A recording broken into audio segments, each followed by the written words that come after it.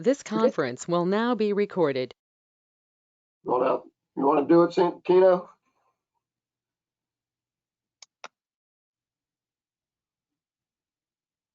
You're muted now, Santino.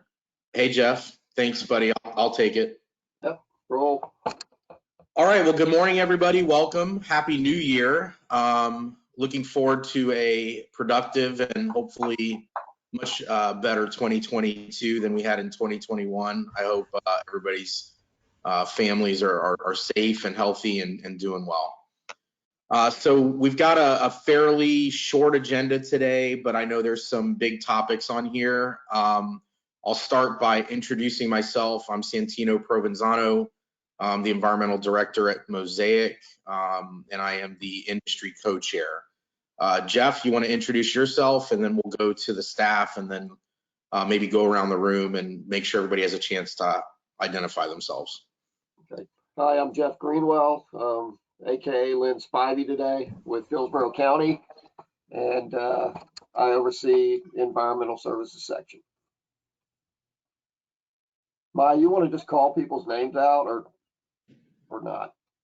Yeah, I can do that. I'm Maya Burke. I'm the assistant director of the Tampa Bay Estuary Program. Ed, do you want to go next? Ed Short, director of the Tampa Bay Estuary Program. Gary. Gary Rollerson, ecologist for the Tampa Bay Estuary Program. Good morning, everybody. Marcus. Good morning, everybody. This is Marcus Beck. I'm the program scientist for the Estuary Program. Alana. Hi, Alana Todd. I'm the environmental planner with the Tampa Bay Regional Planning Council. Alicia. Hey, Alicia Osmus, corporate EHS director with Tidal Parks. Amelia. Hi, this is Amelia Brown with Tampa Bay Water. I'm the demand management program manager. Anthony.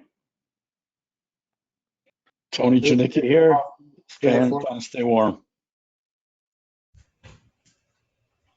And Anthony Hoffman. Yes, Anthony Hoffman with Gannett Fleming. I'm here on behalf of CSX. Ashley Painter. Ashley Painter, City of Oldsmar Sustainability Coordinator. Susan. Good morning, it's Susan Hockley with the City of Bradenton. Carrie. Can you hear me now? Yep, can hear Hi, you. this is Carrie Lopez with FWC. I'm in the Harmful Algal Bloom group. Charles Rowe.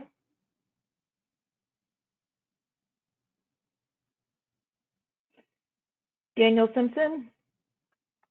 Daniel Simpson, city engineer of Oldsmar.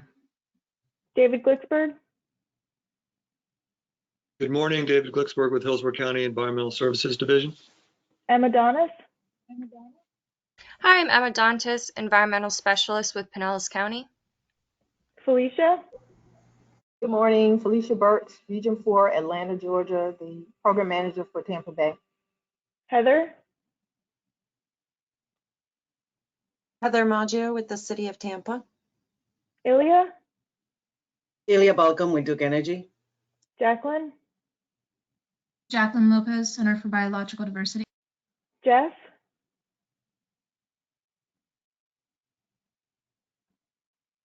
Jennifer Shannon. Jennifer Shannon, Pinellas County Stormwater Capital Improvements Division. Jess. Good morning, Jess Stempian, Florida Department of Ag and the Office of Ag Water Policy. Joel. Joel Brown, Pinellas County Utilities. Juanita. Good morning, this is Juanita, Pasco County Public Works. Lizanne. Good morning, Lizanne Garcia, Southwest Florida Water Management District. McLean. McLean Evans, Assistant City Attorney for City of Tampa. Michelle Duggan.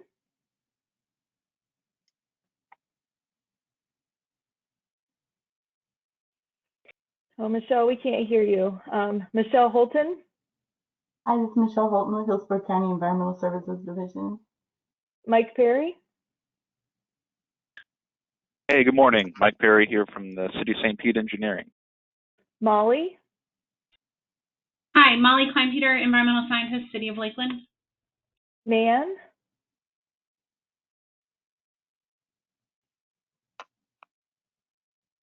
We got Nan Bennett with the City of Oldsmar. Nancy? I'm Nancy Norton. Good morning with swim section of Swift Mud. Nicole? Hi, good morning. I'm Nicole Badrone, with EHS Manager, Little Bush Gardens and Adventure Island. Ray? Ray Pribble, Janicki Environmental, technical support contractor for the program. Bob? Hi, good morning, everybody. Bob McConnell with Tampa Water. Sarah Kaminsky? I'm Sarah Kaminsky with Fish and Wildlife Research Institute. I'm in the Harmful Algal Blooms group.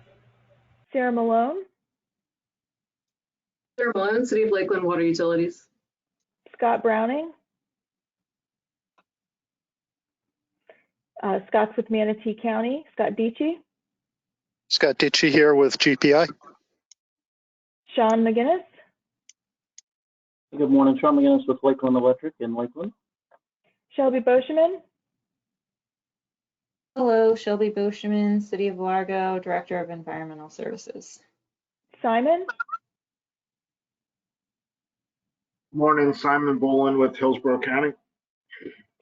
Steve? Steve Myers, USF College of Marine Science. Tom Ash? Tom Ash, Environmental Protection Commission of Hillsborough County. And Travis? Good morning, Travis Stuber, Assistant Manager at the City of Clearwater Environmental Services Public Utilities Department. All right, that's everybody. All right, thanks, Maya. All right, well, it looks like Ed's got the agenda here for the next two items. Ed's going to kick us off with our 2021 water quality update. Ed, you have the floor. Thank you all. Thank you all for attending this morning. As we traditionally do, we'll give you a little bit of update on water quality conditions from 2021. And hopefully this isn't going to sour the rest of 2022 as we kind of move through some of the results and the next steps we're contemplating here. Just a reminder to the group that this is year 5 of this reasonable assurance cycle. So we're wrapping up the water quality conditions and loading information for the past 5 years, 2017 to 2021, and placing that into a reasonable assurance document that we'll be delivering to DEP and EPA by the end of this calendar year. So that's a lot of the work that we're going to be pursuing over the course of 2022. But to put everything into context, I also wanted to give an update of the work that we've been doing as a consortium and kind of rehash what 2021 brought us and what we need to do to move forward and get the Bay back on track. So it's about this time last year that I delivered some of the water quality results from 2020. As you might recall, we had an exceedance in Old Tampa Bay for two concurrent years at that point, and some of the issues with 2020 was the lack of data collection that occurred during April and May due to the pandemic. So we thought that might have been an influence for that exceedance from the 2020 water quality information, and we started to do some additional finer scale assessments to try to understand what was going on in Old Tampa Bay. And a lot of that work was follow-on work that was started through the Old Tampa Bay Working Group during 2020. And that was really our focus leading into the spring of 2021 last year. As everyone knows, the Piney Point discharge occurred, and there was a significant local response of all the resource management agencies within the region to understand what potential interim and longer term effects of that discharge could be in terms of the bay's ecology. And a lot of that work, took place through much of the summer and into the fall. We actually concluded some of our funding, some of our monitoring in the September time period. So, that consumed a lot of our time this past year as a program, as I think a lot of the agencies in terms of the response to the Piney Point discharge. And towards the tail end of this year, we reinvigorated discussions on issues we're still facing in Old Tampa Bay with the kickoff of a Old Tampa Bay Actionable Science Grant that we're working in partnership with the Fish and Wildlife Conservation Commission, Fish and Wildlife Research Institute, Carrie's going to give a little bit of an update on that work since we had a kickoff meeting last fall in November.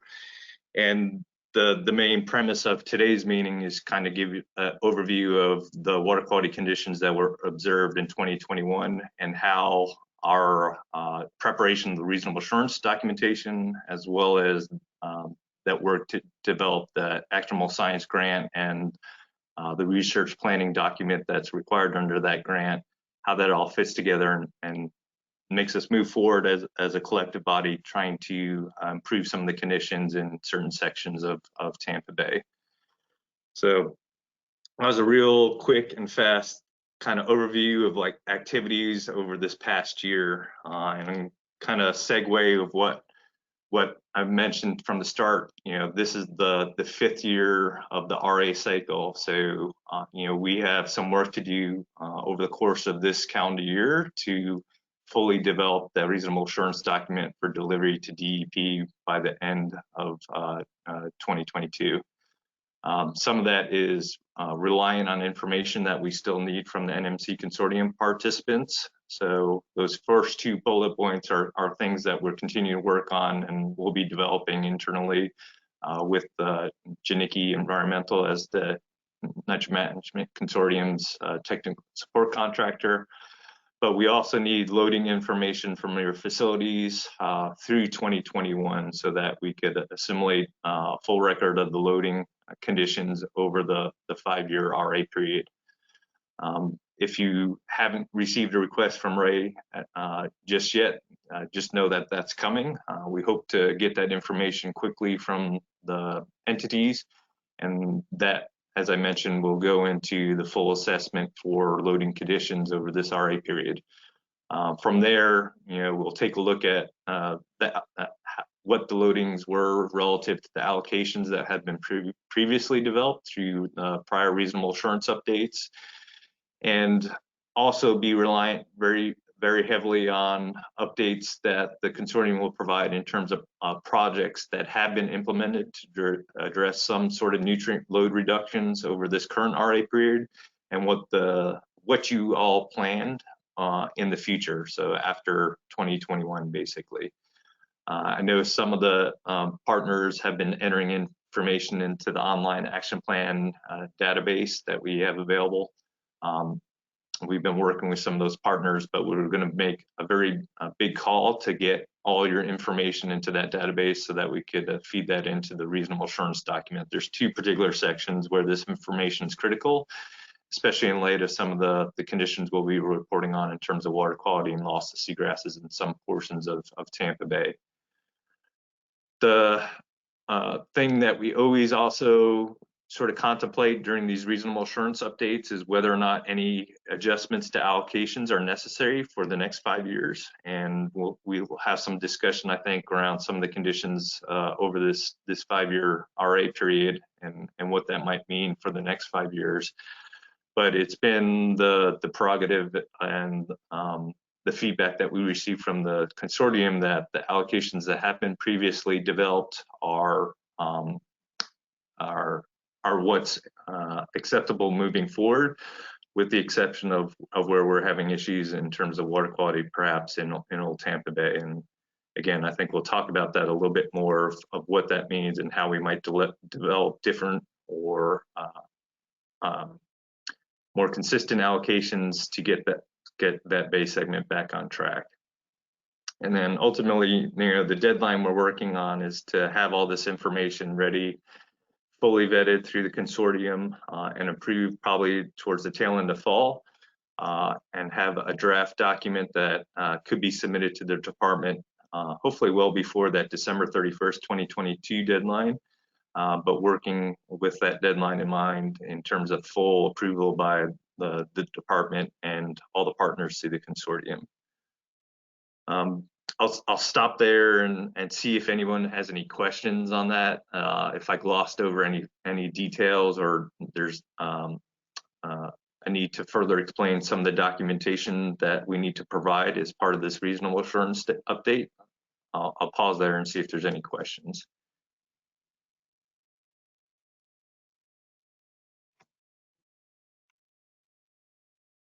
All right. Hearing none, I'll continue to move forward then. Just wanted to remind everyone, again, we've had some partners reach out to us in terms of your individual permit reporting and compliance needs. You know, we do have estimates of the hydrology for 2021 on an online repository. This is useful for those that have a hydrologically adjusted allocation. So this is part of the requirements for reporting to DEP. And this information is now available through the link at the bottom, and it's consistent with the prior publications that we've developed in response to full implementation of the reasonable assurance documentation for Tampa Bay. This year, Hillsborough Bay and Old Tampa Bay exceeded the baseline hydrology from the 92 to 94 period. So there is an adjustment factor that is appropriate to consider for individual permit compliance for those entities that have those adjustments written into their permits. And I actually was starting to look back, especially as it relates to conditions that we're going to be reporting on in Old Tampa Bay. Actually, we have these estimates going back all the way to 2012. And for every year since 2012, Old Tampa Bay has required a hydrologic adjustment, meaning that the hydrology and inputs into Old Tampa Bay exceed sort of the baseline conditions where we originally developed those allocations and the management and loading target for that bay segment. So I thought that was interesting. And you could explore that information and data through this dashboard tool that Marcus Beck of our staff helped create. Notwithstanding those individual permit requirements, as a consortium, what we do on an annual basis is report on the water quality conditions relative to the chlorophyll A thresholds that have been established for each of the major bay segments. And as we reported last year, you know, all the bay segments, with the exception of Old Tampa Bay, have been meeting chlorophyll A thresholds fairly consistently. In 2019 and 2020, Old Tampa Bay failed to meet the chlorophyll A threshold. I mentioned in 2020 there were some data constraint issues in terms of lack of data collection in April, May that could have been driving that exceedance. But once again, this year we'll take a look at conditions, water quality conditions for 2021 relative to this reasonable assurance assessment framework, and then put it through this key to see where we result. Unfortunately, it's not going to be great news for Old Tampa Bay again, and you know I'm not going to cherry coat it at all. You know, in 2021.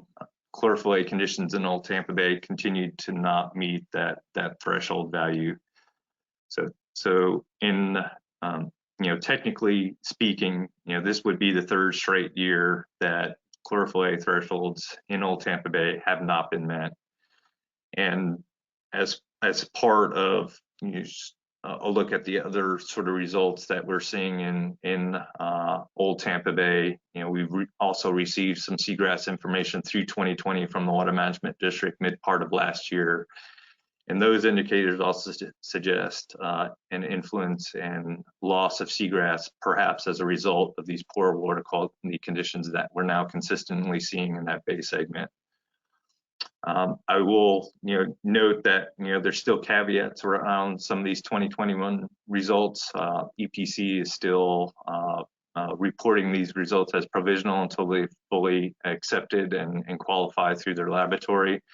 But the data that we did receive from EPC so far suggests that Old Tampa Bay missed the mark again. Luckily, we did not see any sort of issues in other segments of Tampa Bay and Hillsborough Bay, Middle Tampa Bay, or Lower Tampa Bay relative to those chlorophyll A thresholds in 2021. That's something that we did have concerns about in terms of the red tide that occurred throughout Middle and Lower Tampa Bay, primarily through June and July.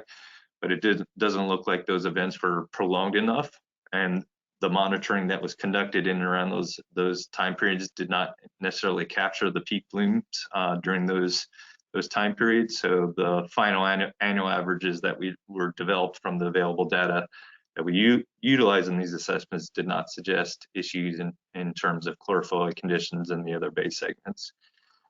So that's why I mentioned from the start, the discussions we left towards the tail end of 2021 in the fall and introducing the Old Tampa Bay Actionable Science Grant was sort of an attempt to refocus our efforts to get the Bay back on track, particularly in the Old Tampa Bay segment, because we recognize we're having now chronic issues in terms of maintaining water quality conditions that will be supportive of seagrass recovery and expansion in that Bay segment.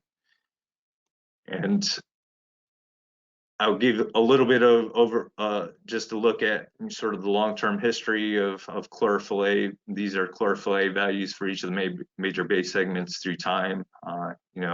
As I mentioned, Hillsborough Bay, Middle Tampa Bay, Lower Tampa Bay, we've seen fairly consistent and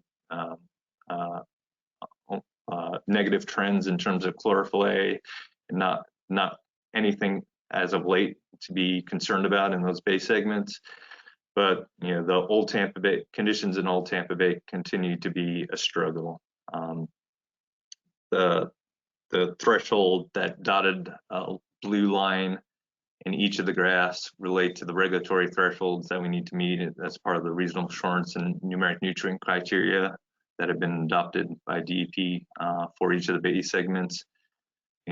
We continue to struggle in Old Tampa Bay, and we're seeing some concerning trends in terms of reductions through time, but now perhaps a higher than normal chlorophyll A condition relative to the other Bay segments. And there's a variety of different mechanisms we think that are driving that, and that's what we've been sort of working with the Old Tampa Bay working group over the past year or two in terms of not only the nutrient loading conditions that might be influencing the expression of nutrients in this Bay segment, but also the physical perturbations that might be influencing the higher than normal chlorophyll A conditions.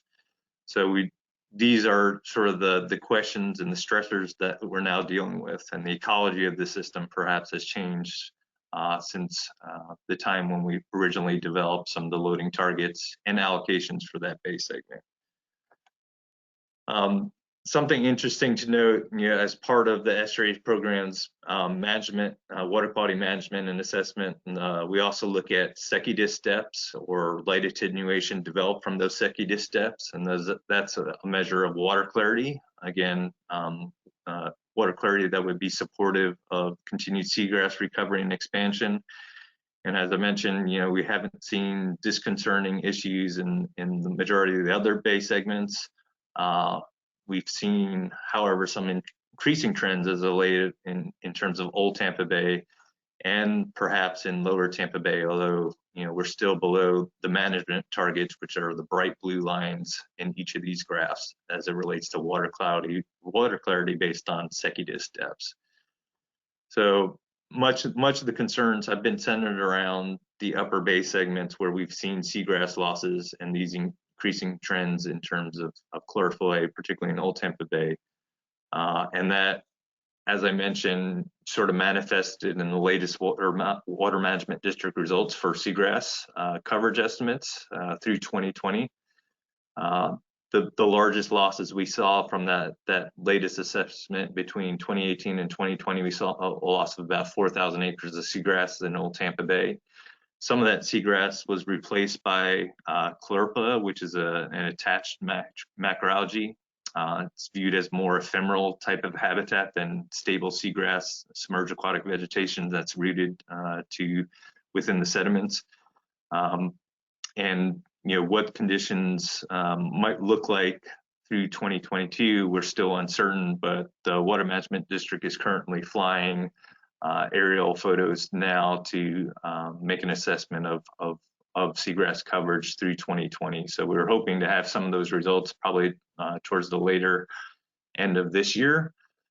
Some of the preliminary information I've heard from the Water Management District staff was that the photos are not looking great again in the upper part of the bay for 2022. So if we continue to see additional seagrass losses, that is troubling for our overall management and the overall ecology for Tampa Bay. As I mentioned, the most pronounced losses have been in Old Tampa Bay, but we've seen sort of systematic losses in the upper portions, even into Middle and Hillsborough Bay for seagrass resources through those district aerial assessments. So as it stands with the 2020 data, we are fairly well below the established goal that has been vetted through the estuary program of trying to maintain the 48,000 acre mark moving forward. And hopefully we're not too much further below that with the 2022 assessments, but we're not trending in a good direction right now in the Tampa Bay estuary. And that causes me concerns, and I know it causes concerns for a lot of the entities represented through the Nitrogen Management Consortium. So with that trigger of the exceedance in Old Tampa Bay, what we've said we would do as part of the Nitrogen Management Consortium is these consistent reasonable assurance update is, take a deeper dive into the loading conditions over this time period. We've preliminarily done that for data that we've been able to get from y'all through 2020. That's why I said it's important that we also get the loading information from each of the entities through 2021 so that we can make another assessment.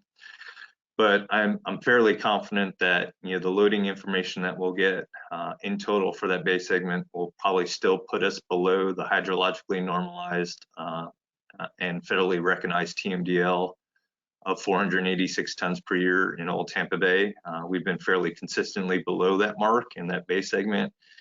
And there's been that sort of disconnect in terms of the water quality conditions that we're now reporting on versus those original loading targets. So if we've fully followed through and go through the steps outlined in this reasonable assurance assessment framework based on these past 3 years of results, the next logical step for the consortium is to look at reevaluating the bay segment, the similar capacity nutrient load in total to that to Old Tampa Bay, and ask the question, are loading conditions supportive of continued water quality conditions that would encourage seagrass expansion and recovery in this bay segment?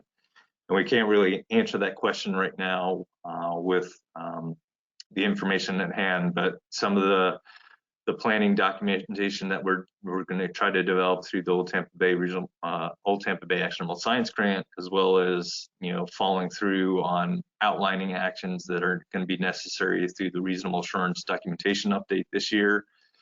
We'll need to sort of outline what those strategies might be to answer this question moving forward if we want to maintain reasonable assurance for the Tampa Bay estuary. So this is just kind of exploding out both the total nitrogen loads over the historic time period where we have that loading information. As I mentioned, back in 1998, the loading targets that were developed for the different bay segments in the estuary were adopted by EPA as the TMDLs for each of those bay segments, and that's that 486 tons per year.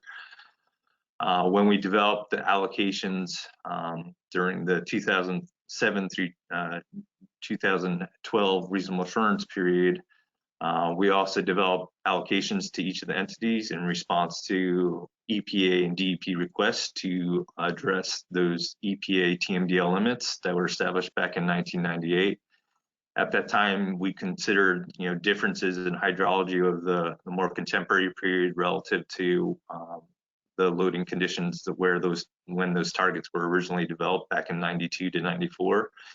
And we thought it a fair process to make an assessment of the total load versus the total amount of water going into each of the bay segments. And that's what this line represents. And the long-term hydrologically normalized load is also shown here on the bottom part of this graph. So as I mentioned in the previous slide, sort of this step where we're looking at the hydrologically normalized loads relative to the TMDL, I'm fairly confident that the 21 data is also going to show us below this target.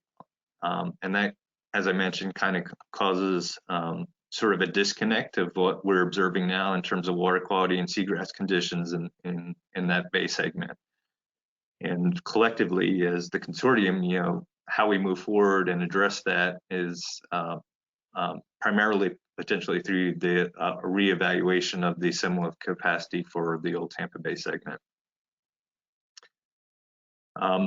We do recognize now, and this is, I think, some of the conversations we've been having here through the consortium, as well as through the Old Tampa Bay Working Group, is that the ecology of Old Tampa Bay has changed a lot, and the expression of nutrients is now different, I think, in the contemporary period than what it has been in the past. We're dealing with pyridinium blooms fairly consistently almost every summer, and we suspect those pyridinium blooms, particularly through the May through August, September time period, are what's primarily driving us to exceed those chlorophyll A thresholds.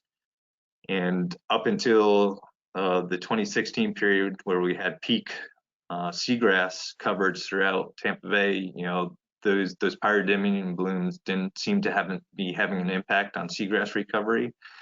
But there's been a change since that 2016 time period, and in 2018 and now in 2020, with each successive seagrass assessment, we're seeing these declining trends in seagrass coverage. And I think to a certain extent, the pyridinium blooms and us not meeting those chlorophyll A thresholds are playing a role. But there's also these other stressors that we've been starting to investigate and report back to the consortium and the Old Tampa Bay Working Group participants that we suspect might be adding additional complications to how nutrients are expressed in Old Tampa Bay. As I mentioned when I was talking about the hydrologic factors that are developed on every year basis, we've seen perhaps a phase shift in terms of hydrologic inputs into the Old Tampa Bay segment. We see now more water going into Old Tampa Bay based on the contemporary records, at least going back to 2012. We know that once those nutrients are delivered into the Old Tampa Bay segment, that there are barriers for the processing and enhanced retention of those nutrient loads in this bay segment, and that could be influencing the expression of pyridinium and those fairly consistent summertime blooms of pyridinium in this bay segment. So there's our additional actions we've been looking at, other than nutrient management controls, that would hopefully improve water quality conditions in this bay segment. And the consortium has been fairly supportive of those, looking at those additional management actions like additional causeway alterations that could get this bay segment back on track. And those two stressors, along with additional remediation strategies, perhaps as creating more balance to the overall ecology through additional shellfish restoration, to further kickstart and get this bay segment back on track, are things that we're now trying to explore through the Old Tampa Bay Actionable Science Grant. We're really trying to identify what barriers to implementation of these alternative management strategies that don't necessarily have too much interplay with nutrient loading conditions and managing nutrient loadings to this bay segment, but could have an influence on how those nutrients are ultimately expressed in this bay segment. And that's really a driver of some of the work that we're moving forward with, and Carrie's going to be talking about a little bit later on in our program this morning. Also don't want to discount sort of the anomalous conditions that we did experience last year through additional loading from the Piney Point facility. It was not insignificant in terms of the total nutrient budget, particularly in the early springtime for the Tampa Bay estuary in total. So we know that over that 10-day period, about 205 tons of nitrogen went into lower Tampa Bay, and we do have some information in terms of how that load might have moved around and been assimilated in biology and potentially retained in the estuary through the course of the summer. But this graph is just kind of putting that load into context of what, on average, the entire Tampa Bay watershed experiences on a monthly basis. So this is just looking at the monthly loading data that we have for the past decade, for from 2010 to 2019 and breaking it out to the major source categories and putting that 205 tons into context versus the total loads that the estuary in total receives on an average monthly basis. So, during that early April time period, we basically doubled the amount of non-point source loadings into the system during that springtime event. Basically quadrupled the amount of loadings derived from atmospheric deposition, and basically quadrupled the loads from point sources attributed throughout the watershed during that time period. So again, we know that total nitrogen loads are our driver of production in the estuary, and it was a concern that loading might have deleterious impacts primarily to some of the more stable seagrass beds in the lower part of the bay. Luckily, we did not see prolonged water quality impacts, and this graphic that we developed, credit to Joe Whalen on my staff as well as Marcus Beck for developing a manuscript around some of the enhanced monitoring that was conducted in response to the Piney Point event, and the monitoring data that was collected in and around when that event occurred and throughout the summer. We did see a different sort of expression of nutrients throughout Tampa Bay in 2021 based on this loading event and other sort of physical conditions that the estuary in total experienced. There seemed to be a progression of different primary production responses, initially starting with the diatom bloom right after that discharge occurred, centered just offshore Port Manatee. We know that there was an existing red tide bloom that came into the bay about the same time as these emergency discharges were occurring. And not long after that, through the May through July time period, we saw a takeoff of red tide events in the estuary proper that hasn't been seen for quite some time. And I suspect the total amount of nutrients that were circulating and were contributed to the bay definitely had an influence on those conditions through the course of July. As I mentioned, I think luckily those fairly short-lived peak events within the estuary itself, although the red tide continued to be fairly intense throughout the summer months offshore and outside the estuary. But we did see fairly significant improvements in water quality conditions, at least through August, September. That isn't to say that we still don't have lingering effects, I think, from the loading conditions in 2021. We also have some anecdotal observations throughout this fall and now into, I think, this year, where we've seen some fairly significant macroalgae production still within Tampa Bay. The two photos on the right are in the late fall around Emerson Point, where we've seen fairly significant coverage of ova, which is a green algae. It also responds to enhanced nutrient loads circulating throughout Tampa Bay. So we saw some fairly stable seagrass beds smothered with ova towards the tail end of fall, and then into the late 2021 in December and January time period of this year. We've also had reports within like Hillsborough Bay and other areas around like the Kitchen area and the interface between the Hillsborough Middle Tampa Bay of, again, sort of this excessive ova coverage this year. And to what extent is the product of this enhanced primary production a result of total loads experience to the Tampa Bay estuary versus what was contributed to Piney Point? I think there's still some questions to be asked. But as I mentioned, the main management paradigm we've been operating under as an estuary program, as the consortium, is that controlling the total amount of nutrients going into Tampa Bay is the wise thing to do, or else we have these sort of deleterious effects. Primarily in the past, we observed it through phytoplankton and water quality production of chlorophyll. but we're also seeing these other sort of ancillary eutrophication effects and prolonged expression in macroalgae.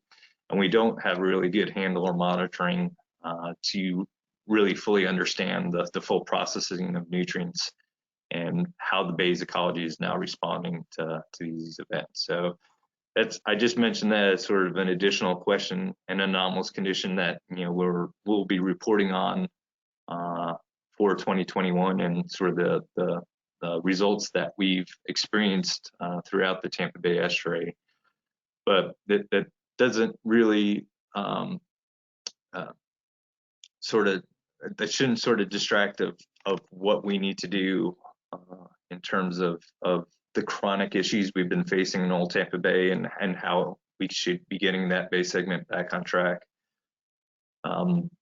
As I mentioned before, there's still a lot of uncertainty of what 2021 might be for the overall seagrass coverage of Tampa Bay. But in particular, we're with the chronic poor water quality conditions we've experienced in Old Tampa Bay. I'm not expecting good news for that bay segment. So we need to be working towards trying to address those conditions now and look for enhanced management actions that will get that bay segment in particular back on track, because it represents a large amount of seagrass resources that we have lost recently throughout the Tampa Bay estuary. So just wanted to reiterate sort of the next steps of what 2022 activities will bring to the consortium. As I mentioned, we want your loading information as quickly as possible as you could get it to us for the 2021 calendar year. As I mentioned, Ray will probably be reaching out to each of your individual entities to get that updated information. That would be critical to, again, fully contextualize the nutrient loading conditions that we experienced over that RA period of 2017 to 2021. We also ask for you guys to provide updates to the action plan database so that we can have a good record of all the projects and investments that have been made over the past 5 years to try to address nutrient loadings into Tampa Bay through the auspices of the consortium's different actions and investments. We also will be, during this time, probably having additional stakeholder meetings, primarily with Old Tampa Bay entities, to further develop some of the research planning objectives of the Old Tampa Bay Actionable Science Grant. And we think that will probably be a appendix to the reasonable assurance update, so that we could let DEP and EPA know that we're not just reporting on water quality conditions. There's actually follow-up things that we're planning on through the estuary program, through the consortium partnership, to address these chronic water quality issues and some of the impacts to the ecology that we're now observing in the Old Tampa Bay segment. And then ultimately, we will have to develop a draft reasonable assurance document that is fully vetted and the consortium is happy with. Again, those will encompass a lot of the actions that the consortium has been working on over the past 5 years, and then prospectively looking at additional action CIP projects and other things that are planned to be implemented in 2022 and beyond by the consortium. And that is going to be very useful information, especially within the Old Tampa Bay segment, because I know those questions will be asked moving forward on what we're doing in terms of addressing these conditions in that segment. And I put just at the bottom there is, through the course of fully developing that documentation, we need to start thinking about through the consortium those next assessment steps of looking at potentially an additional assessment of capacity assessment update for Old Tampa Bay, looking at what are the required nutrient loading conditions now for that bay segment, what are the additional management actions that could be implemented or plan to be implemented, and how will those changing conditions and perhaps enhanced management targets help us meet water quality conditions that will be supportive for continued seagrass coverage expansion in the Old Tampa Bay segment. So I think we need to start beginning that work while we're developing the reasonable assurance document. But as it stands right now, that would probably be some additional work that we have not necessarily budgeted for through the full development of the reasonable assurance document and our technical support contractor. So I'll stop there. And I know that's a lot of information to kind of digest, but it will hopefully give you an idea of where we stand and how we need to move forward. But I'll welcome any questions before we get into sort of the longer term planning that we're contemplating through the program. And this is Tony. Can you do me a favor? Can you bring up that time series plot of chlorophylls? Something I don't think I saw before. Yeah, I saw that too, Tony. There we go. Can you guys hear me okay? Yeah. Okay. But the last, look at the last few years in Old Tampa Bay, not nearly the variability up and down. Yeah. Which is, and when you really look at the numbers like that table, I mean, the chlorophylls aren't all that different. I mean, they're within, 1 microgram, basically, the variability. So that's something that I think we need to keep in our mind is that lack of variation from year to year that we don't see necessarily previously, certainly not previously, since the mid 1990s, but even in the other segments, it's such a conundrum, because when you put into your pipe and smoke the fact that we have lost a lot of seagrass and we have these Pyridinium blooms, there's just a disconnect that's hard to grasp. But I just want to point that out, that I was seeing that lack of variation from year to year the last few years. Yeah, and that's a good point.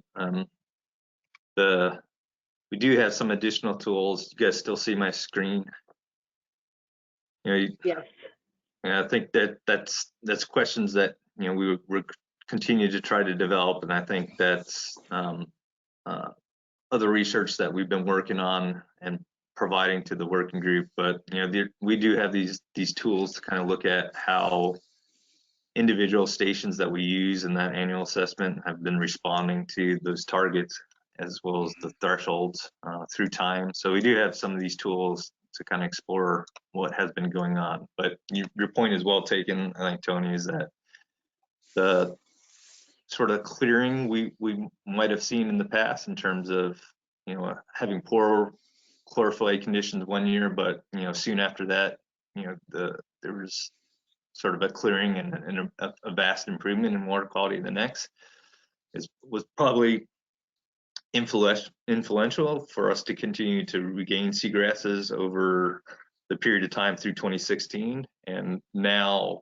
we see more of a consistently higher chlorophyll A condition in that base segment. And that I think has ramifications in terms of how we manage the system moving forward. If that's the consistent ecology that we're expecting, then we need to recognize that as a reality and look for ways to address that.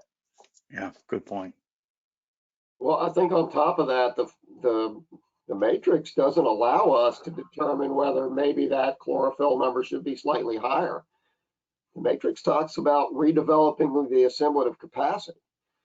And we're already 75% of the federally, aren't we? Somewhere around 75% and at 386 here, and we're hitting 280-ish. Are you talking in terms of loading? Yeah, I'm talking in terms of federally recognized TMDL, which is how that whole memo that the evaluation of how we're doing is laid out. I think when you get into that, whatever, NMC Action 3, it asks you whether you're meeting the federally recognized TMDL. And in our case, we meet that pretty much and have met that every year.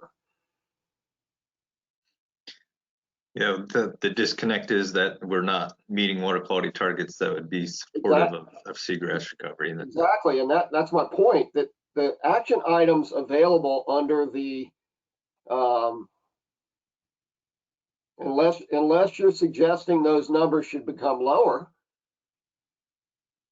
I mean, there's not a path towards what Tony sort of saw in that pattern, that we're stable, or we have been, appear to have been stable for several years and in and around the target, mostly above, but certainly very close. That's not, doesn't seem to be available under that pathway. In fact, even the FDEP part of that, that's not in the RA, but it is in the appendix, I believe, doesn't really account for this scenario. But I think that the step now is to ask that question of, is the loading disseminative capacity of the bay, that 486 number, is that appropriate still? That is the question being asked in that NMC Action 3. And I know that causes a lot of consternation in terms of observed and adopted allocations for that bay segment. But that's basically the question that we said we would ask, if there's that disconnect between loading conditions and the observed water quality for that bay segment.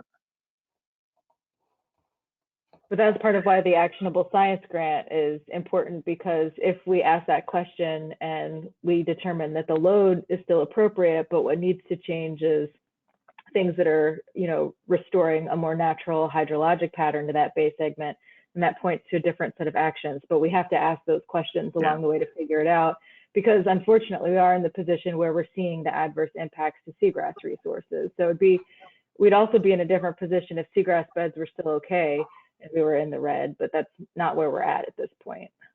So it's hard. And I think we've made it really difficult on ourselves to go down the hydrologic circulation path because we didn't push harder on DOT with the expansion of the Howard Franklin. We boxed ourselves in, guys. But we haven't given up on some of those initiatives, and there are some projects that are being contemplated, not necessarily on the Howard Franklin Bridge, but at our last technical advisory committee, there's the City of Clearwater is investigating a project up around Cooper's Bayou on the western side of the Courtney Campbell. So as Maya mentioned, I think evaluating those planned things in the context of observed loading conditions, is that going to be enough to get us back under the chlorophyll thresholds? And is that going to be enough to get us back on track in terms of seagrass recovery and expansion in the old Tampa Bay segment? Those questions and those research objectives are still need to be flushed out.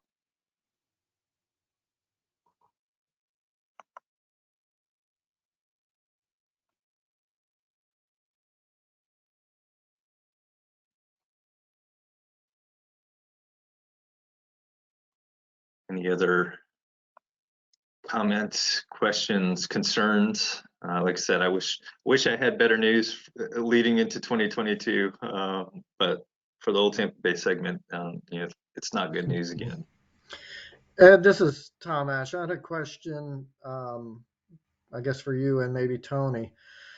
How much have we drilled down into subsets of old Tampa Bay? So maybe we run analyses or run the numbers on various subsets of the stations in old Tampa Bay. So maybe we have just a small sector of old Tampa Bay that's dragging down the whole average, and we focus our efforts there, whether it's north of the Courtney Campbell or between the Howard Franklin and Courtney Campbell. So, but remind me if we've done anything to that extent where we're really drilling down on the problem areas.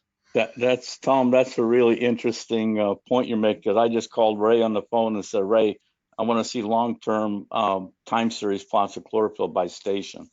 I think we've looked at that before, but given these last 5 years, I think that's something we really should look at. Good point.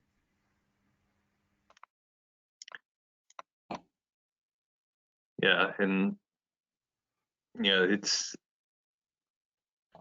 at least in the data sets that we've been exploring, it's fairly consistent that this area of Old Tampa Bay is driving exceedances. So we're still in Feather Sound and the Hump and that whole area. Yep.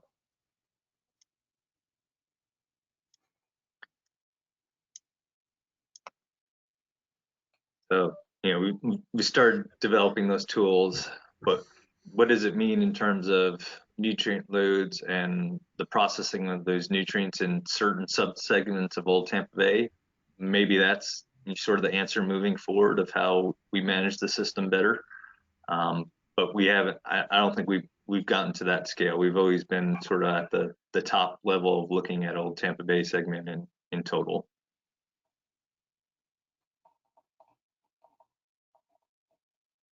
Remember, Ed, in the old Tampa Bay project, though, we did break it down to like 6 different subregions. Yeah. In a lot of the analyses we did, and again, something that we can brush off and take a look at again. Yeah, and I should mention Tony's group, as part of the Old Tampa Bay Actionable Science Grant, is updating some of those modeling tools that we've developed in the past to stage them to start asking these questions moving forward. So that will be instrumental to sort of ask these finer scale questions on the at least the mechanistic modeling approaches to understand what management actions, what nutrient loading conditions moving forward might be supportive of water quality conditions that will hopefully get seagrasses back on track in this bay segment. So we're trying to develop those tools and ask very pointed questions with respect to some of these conversations we're having. Ed, one of those large dots is kind of smack dab right on top of the Bayside Bridge. And I know they didn't build a lot of causeway associated with that bridge, and it had at the time fairly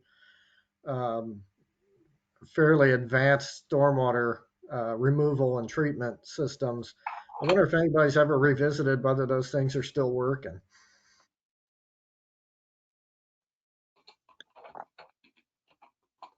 That's a good question. Unfortunately, we all get busy, we build things, and then we walk away and move on to the next project. And maybe it's an opportunity for DOT to contribute a little effort towards making sure that bridge is still performing as designed. Well, historically, Tom, that Allen's Creek watershed had some significant problems. I know that the county has addressed, but that area, upstream or to the west of Bayside Bridge, is largely dependent upon Allen's Creek. Right. Yeah, and some of the investigations in the past, I think the major influence is this is probably the highest residence time area within the watershed. So that has a contributing factor of how nutrients are ultimately expressed for any stations that are collected, any monitoring stations that are collected in and around this area. That's that gyre that we're trying to work on in terms of improving flushing.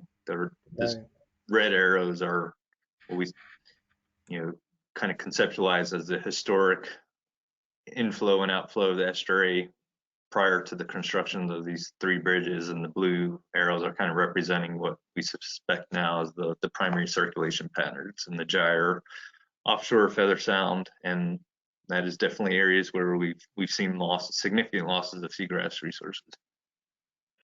Well, and just remember that the bridges are only one part of the hydrology that's changed. We also have the large flood control structures that are putting freshwater inputs in different flashier kinds of ways into this bay segment as well.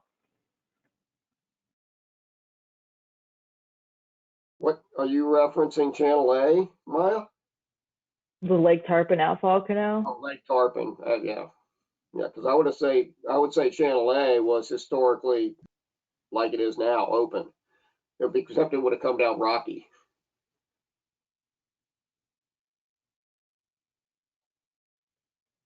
Yeah, Lake Tarpon, right? I mean,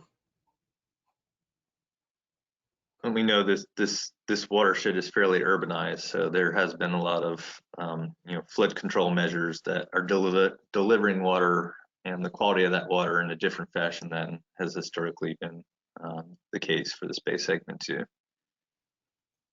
How would completion of the Cross Bayou project assist with the flushing in Tampa Bay?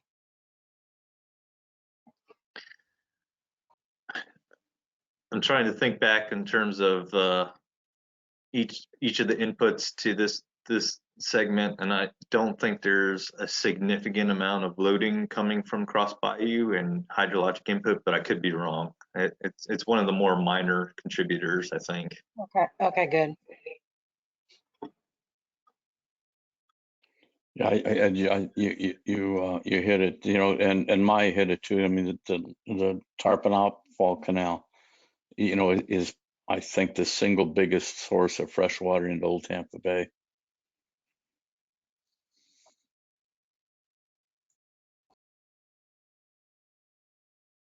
So I felt like I brought down the room significantly with that presentation again. I'm gonna have Maya do this next year. But that's the reality of where we're at this point. I don't know if anyone else had any other further kind of thoughts on moving forward with it, but it's not a good story again for Old Tampa Bay. Ed, this is Gerald. Yeah. I was wondering, as you're going forward and looking at the assimilative capacity issue and the nitrogen loads, is there a thought of looking at what forms of nitrogen are in the incoming loads now and whether they may have changed, over time? Pyridinium and the other dinoflagellates they're interesting little beasts. They can use some forms of nitrogen that other things can't. So, if the organic portion of the load has gone up, some of these guys may be able to make more use of that, than some of the other phytoplankton. I just wonder if there's, a qualitative change in the mix of the forms of nitrogen that are coming in that may be different.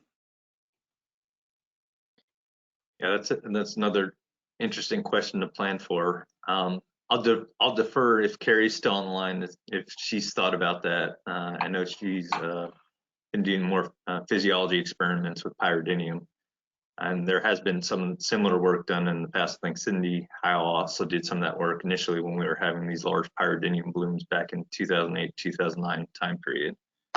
But I'll toss it over to her to see if she has any thoughts.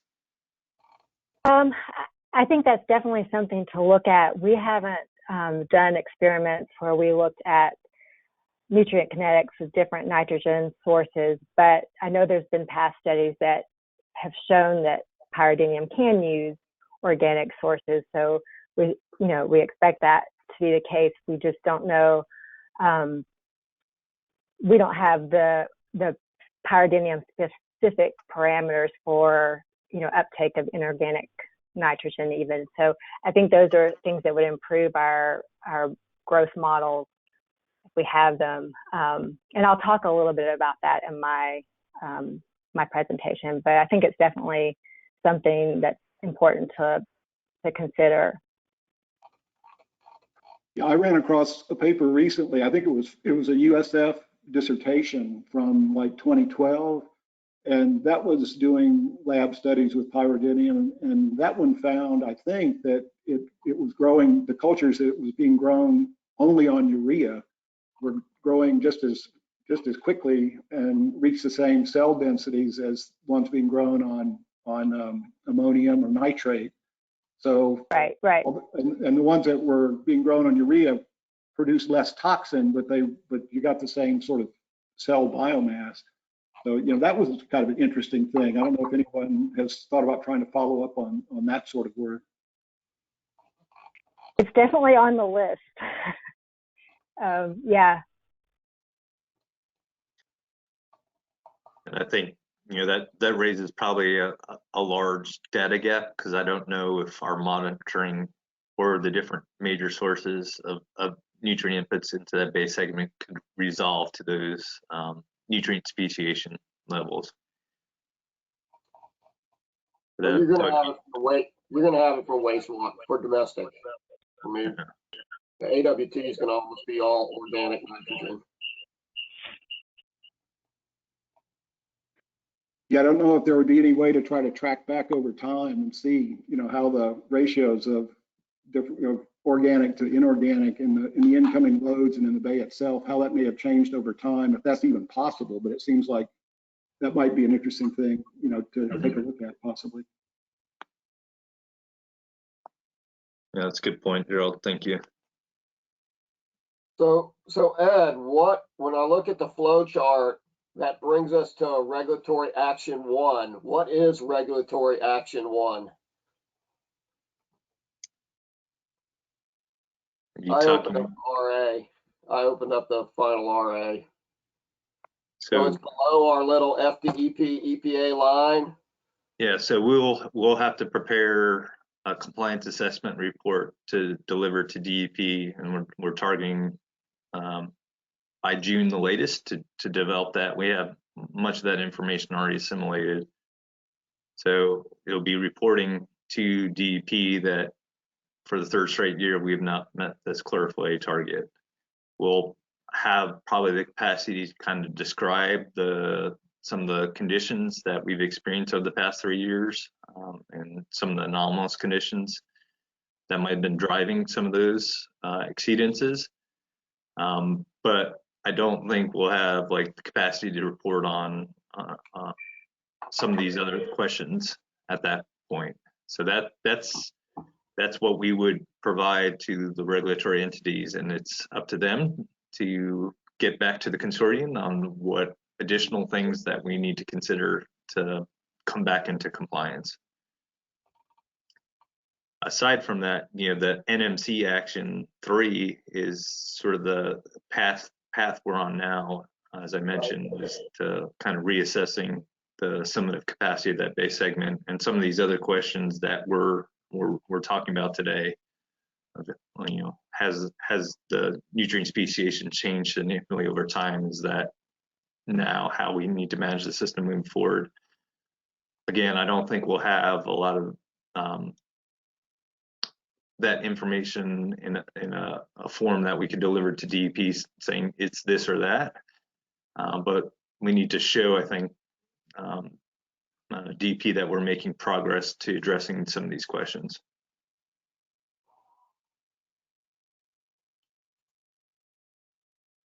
And this is Lazan. Yeah. And I'm not sure where this fits in, but Maya did bring up the Lake Tarpon outfall canal, and I am aware of a cooperative funding agreement between the district and Pinellas County to look at taking excess flows from the outfall canal and using it for beneficial uses. The last I checked, there were some issues with moving that project forward because of permitting. So I don't know if, that could be something that could be put into your grant, or, investigating that or helping to move that along. But I just wanted to bring that up, and perhaps the Pinellas County representative that's on the line has more information than I do. I'm not managing that project. Anybody from Pinellas County want to provide any input? I'm Jennifer Shannon. I do not have information on that, but can look into it. Yeah. Hi, this is Emma. I don't have any information either. What I do know is we've begun some additional monitoring at the Tarpon Outfall Canal, but aside from that, I'm not really sure. Yep. And I'll just follow up with Lazan. Yeah, I'm aware of that project. I wasn't sure where it was at in terms of the permitting, but certainly an action like that that's being contemplated and implemented over the next 5 years would be something that we would want to include in the reasonable assurance documentation that we're considering this, and right now it's working through the process to get fully permitted and implemented. But there are some tools we could look at to see if that project's implemented, plus these additional actions, what that might mean for water quality conditions in Old Tampa Bay. Another comment that came up from Pinellas County and some of my discussions with them is about potentially looking at when that structure needs to be updated to be in compliance with all the Army Corps guidelines, that we could look at making it so that the gate opens from the top instead of from the bottom, so that it's not releasing a lot of sediment and contributing to some of the muck accumulation potentially. So just while we're on that topic, goes on, so you kind of know that that conversation is happening too. Okay, thanks. I'll check with our structure ops and see how that structure opens. I thought it had the ability to open both ways, but I'm not sure. I think all the gates are on the bottom, unless it overtops at some point, but I don't think that's the case.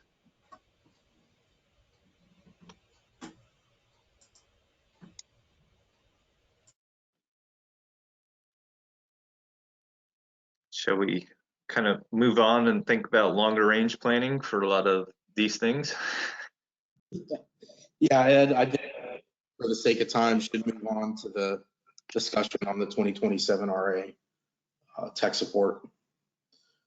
Yeah, so I kind of give you sort of my perspective on work that needs to be done to wrap up the current RA cycle, but looking ahead and sort of these lofty questions we have facing, particularly the Old Tampa Bay segment, it's also good to start prepping for and planning for the next reasonable assurance document update that we would be delivering, and that would cover the 2022 to 2026 time period. So I just wanted to briefly kind of go through some of the agreements we've had through the consortium to help contribute towards funding towards that work, and then how some of these additional management questions can be integrated into that.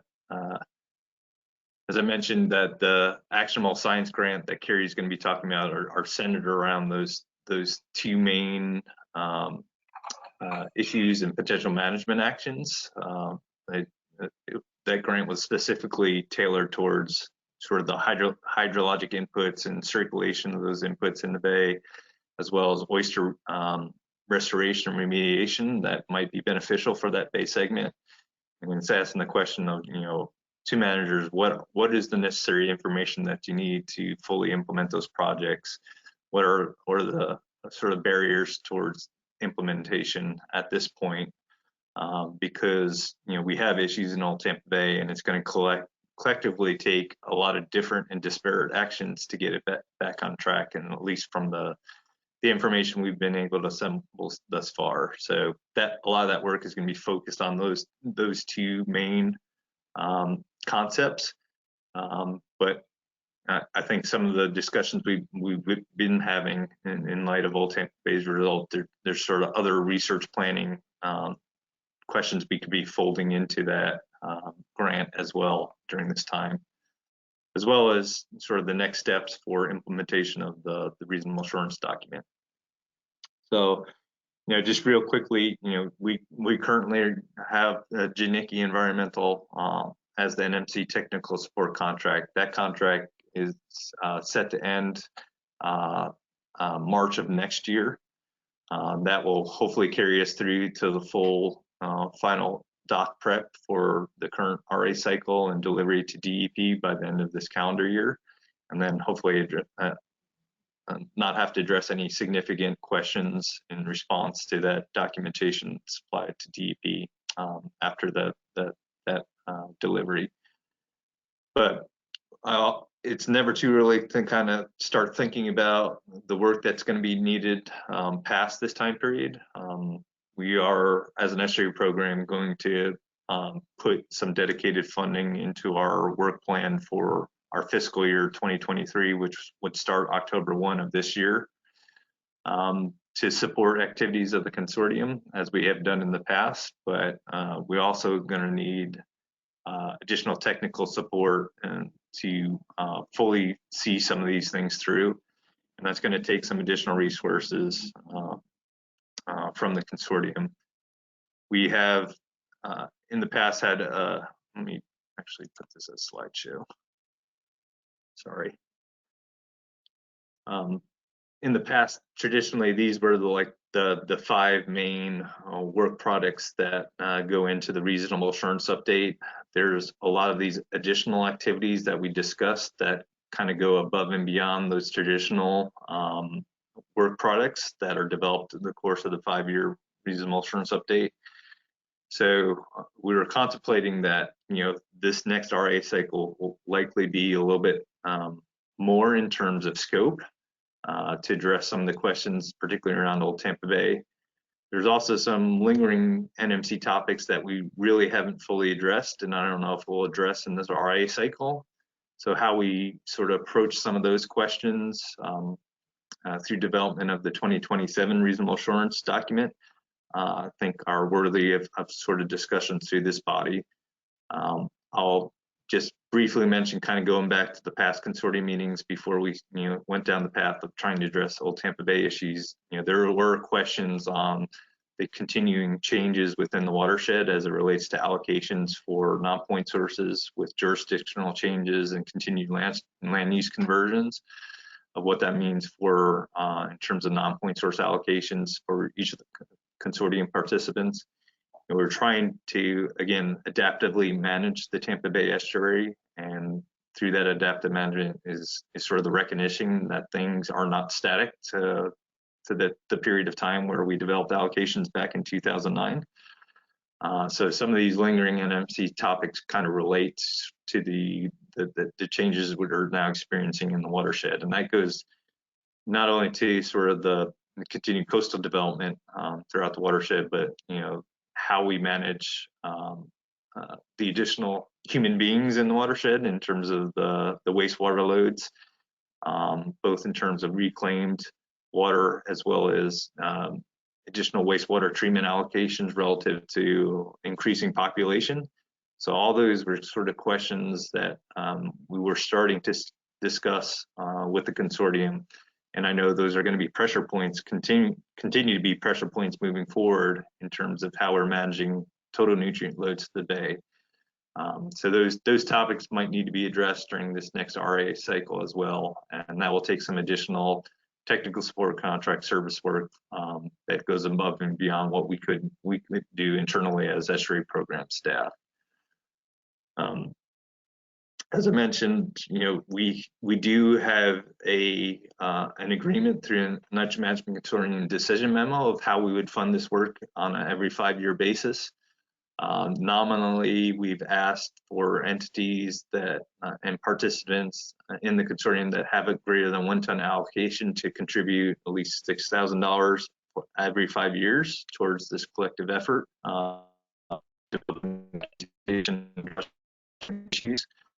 The smaller entities, the documentation, the smaller entities are asked to contribute 500 on every 5-year basis, and in total, raise all those from every single entity represented in the consortium. We should have $287,000 in total of funding to support these reasonable assurance updates. I think for this RA cycle, this next RA cycle, we'll probably need to target around $250K in total funding. And as I mentioned from the start, I think that the estuary program, we're already budgeting and planning on, putting in some resources for some of this enhanced work. But we're going to ask the consortium again to contribute towards this effort. And if you could start budgeting now for these anticipated funding levels, or if we feel as a body that these are no longer enough to support the work that we're now contemplating, then we need to have that discussion as well as a consortium. I'll stop here there, but these are sort of some of the longer range discussions that we need to have on the consortium, and it's not too early to start having them before we find ourselves in the next RA cycle and having to do some of this additional work to address some of the issues we're now facing in some of the bay segments. So just wanted to bring that to the consortium's attention. I don't know if there's any discussion that around those topics. But I welcome any sort of thoughts on that as we move forward. These are all sort of internally what we've been contemplating to the SRA program staff. But this is a collective body that we would like to receive input on some of these considerations moving forward as well. I'll stop there.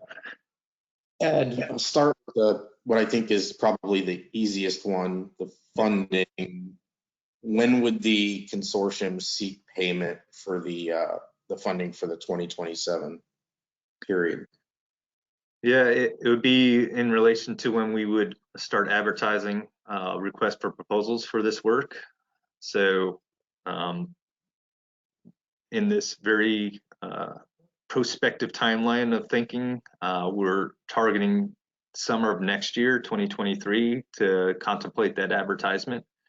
So receiving funds from the consortium prior to that official advertisement so that we have some certainty in the total amount of funding that we can advertise for the support contract would be our preference. I think the last RA cycle we were actually into the second year, or second or third year. So the sooner we have the support on board, the sooner we could start getting at some of these lofty topics and some of the analysis that are going to be required. So I would ask consortium participants to start budgeting for that, and if they can provide a contribution in support of this next RA update before next summer, that would be ideal. Thank you.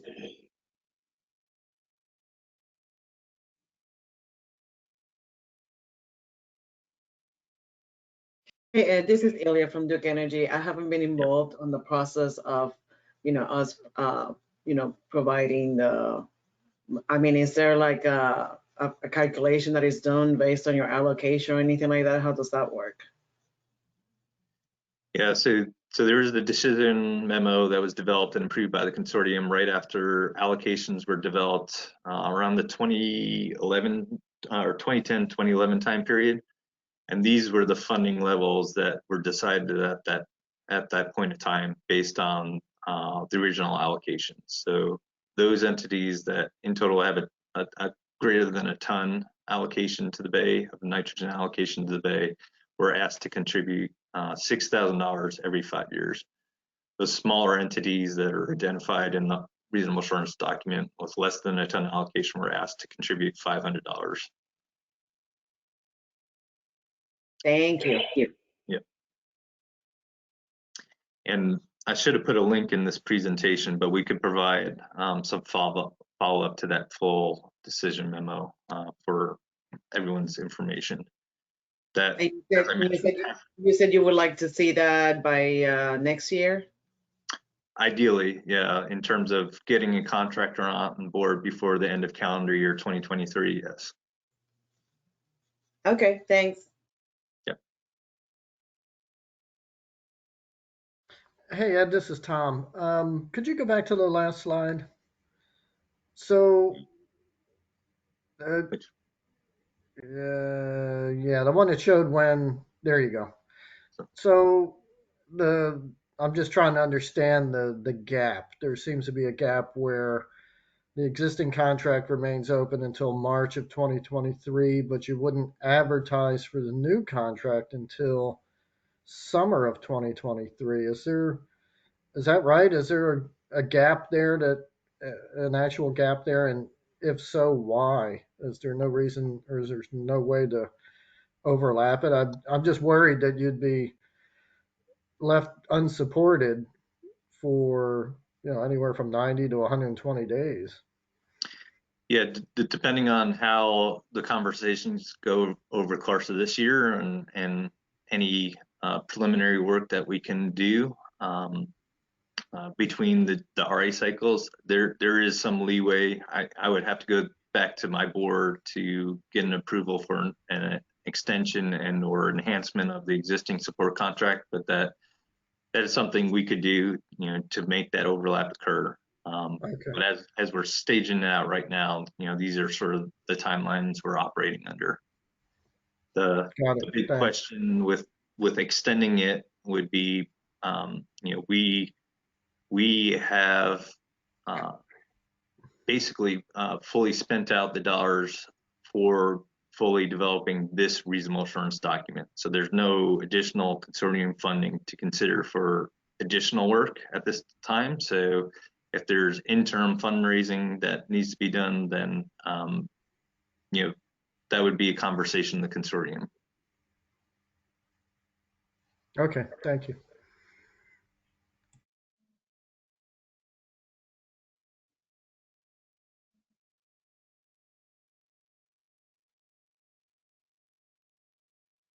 Are there questions, comments, concerns? Does this sort of progression of events make sense, other than some of the points that Tom just raised? Does it seem appropriate to address everything we're trying to? There was a question in the chat from Susan, who is just making sure that everyone kind of understands that the timeline for their budget process, that would mean they would need to begin advancing a request so that it's approved for this October 2022. And she just wanted to know if others are on that same timeline.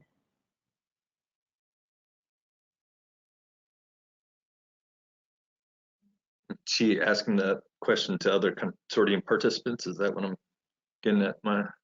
That's how it's framed, I think. Yeah. Oh, I see it now. I think that's sort of why we were bringing it up right now, because we understand that a lot of you are in your preliminary budget development process right now, and so we wanted to make sure it was on your radar and we didn't hit you with it in the summer after you've already sort of developed these things. Yeah.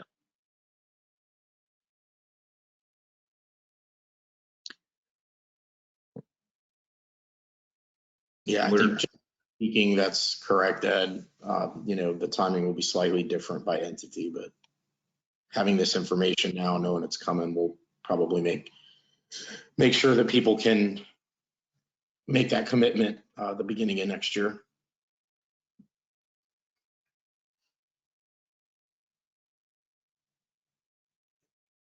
Shall we move on, Ed? Yeah, I think that's all I had for this round.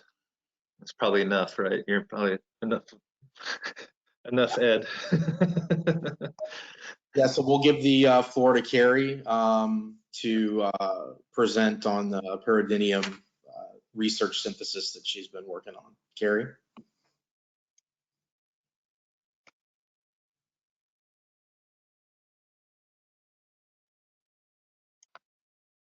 Okay, can you see my screen? Yes, ma'am. Okay, great. Okay, thank you.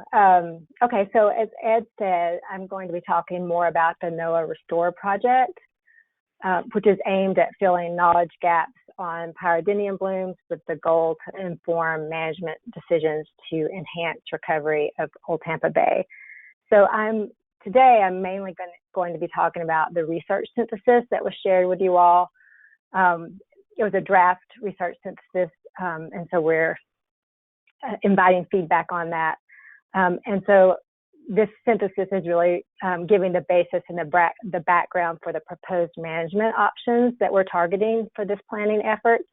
And so before I get into that, I'm just going to review a little bit about the grant. So this will be the first couple of slides will be a bit of a repeat from the November presentation, but I just want to refresh everyone's memory. So these Noaa grants they have specific criteria. One is that they are driven and directly linked to specific resource management decisions. And then the other is that the project is collaborative and that the research plan and the application plan are co-produced by researchers and resource managers. And the reason Noaa made this a requirement was so that the findings that will result from the research eventually will be more likely to be used by managers if designed with managers from the start. So, so for this project, the goal is to develop a research and application plan that addresses the most critical data needs to inform these decisions. Okay, so and just a reminder that this project is a 1-year planning project. And so our proposed management options that we put forward in the proposal were increasing mollusc and shellfish populations and improving circulation and hydrology. And part of this project is to refine the scope, and as part of this discussion, we'll decide if these are the right options, or it sounds like there may be other additional options we want to consider as part of this process. And so just, I showed this timeline before, but just to sort of illustrate our target milestones and where we are, we're in the second quarter here, and we're finalizing the scope of the planning project, as I said, with your input. And so from there, we'll be refining the data needs, and that's going to be an iterative process where we're developing the research priorities in the plan for the rest of this year. So back in the November workshop, we introduced the project, and we got some initial feedback, which we've incorporated into the research synthesis and the data needs we've identified so far. Okay. So for the research synthesis that I'm going to be talking about today, basically the goal was to briefly outline lessons learned from Pyridinium research and monitoring, and to go over what we know about the factors, the major factors that control Pyridinium growth and loss. And then at the end, to identify the science needs that we need input to refine. So I've highlighted here that we need input on all of these different steps. And I know I've said that the past couple of slides, but just a reminder that, you all in this working group and on this call have specific knowledge and expertise that will improve this research plan. So we really need to hear from you. Okay, so first I want to give a little bit of background. I see my video is not working. So here we go. Okay, so just a little bit of background on Pyridinium. It's a single-celled dinoflagellate, and as you can see from this video, hopefully you can see the video, it is a swimming algae. It has flagella for motility. And so that's important because it's a behavioral component that can influence, where it is in the water column. It has a resting cyst stage as part of its life cycle, which is much like a plant seed. You can see in the lower right hand, don't know if you can see my cursor, but this spiky cell, that's a resting cyst. It's relatively slow growing, and so that's important to consider. That came up in the November meeting, that that this algae is, compared to other types of algae, is relatively slow growing. And then finally, it produces saxotoxins, which are neurotoxins that can accumulate in shellfish and cause paralytic shellfish poisoning in humans if humans consume shellfish that have the toxins. But the saxotoxins are also important because they can give Pyridinium a competitive advantage through deterring grazers or other algae. So there's some basics on Pyridinium. And so just for some context, you all know this, but the historical data from EPC goes back to the mid-1970s. And so prior to 2000, there were only a few years where Pyridinium blooms were recorded in Old Tampa Bay. But since 2000, we've had blooms recorded almost every year. And then especially in the past decade, blooms have been more widespread and of longer duration. And that's important when, looking at the chlorophyll plots, that how we've had in recent years, they've been more consistent, and that's one factor to consider, is that the duration of blooms has been much longer in recent years. And when I talk about blooms in this presentation, I'm talking about concentrations above 100,000 cells per liter. And that's based on biomass levels. So above 100,000 cells per liter is when we start to see exceedances of the chlorophyll thresholds.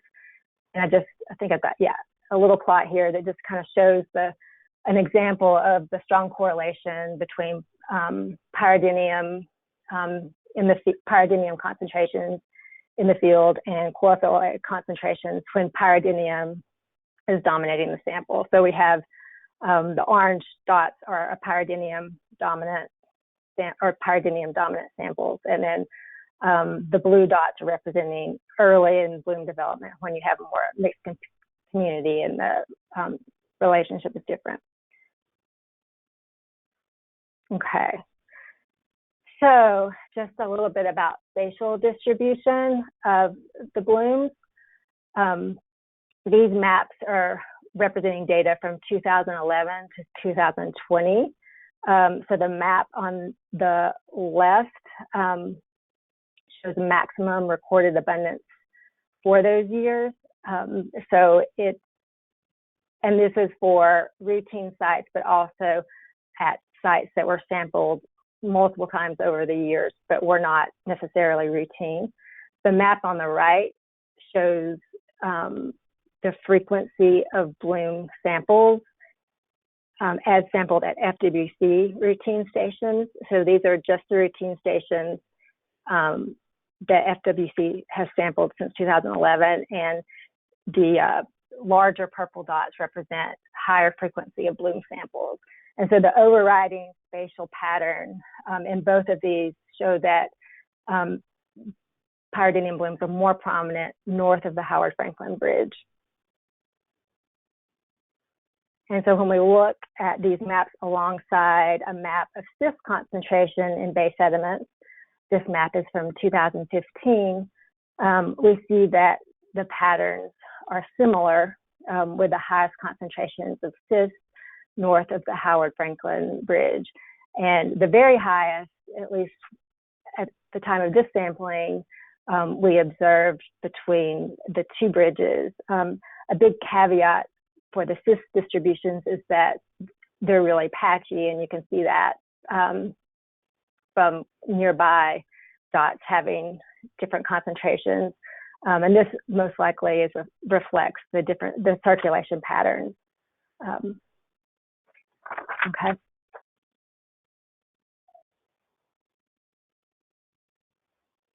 Okay, so the importance of the resting cis for our understanding here is that the life cycle stage is really critical for the recurrence of pyridinium that we observe in Old Tampa Bay. I mentioned it's much like a plant seed, so a resting cis allows for overwintering of the population, and then so that it can bloom or reemerge and bloom the next or subsequent years. The high concentrations that we observe in the sediments also give pyridinium a big head start over other algae because you get, through this sort of synchronized germination, you get this high flux of cells into the water column. So they're kind of at the right place at the right time. And important to the timing, being there at the right time, are the seasonal patterns in temperature. And so what we found through laboratory and field studies with germination of resting cis is that the timing of germination is regulated by changes in seasonal temperatures. And so these plots show, so the panel on the left, with the blue and green lines, is showing the proportion of quiescent cis over against days below 25 degrees Celsius. And so by quiescence, that means I'm referring to cis that are non-dormant. So it means they're ready to germinate. so this transition from zero, which is dormant, to non-dormant depends on the time at cooler temperatures.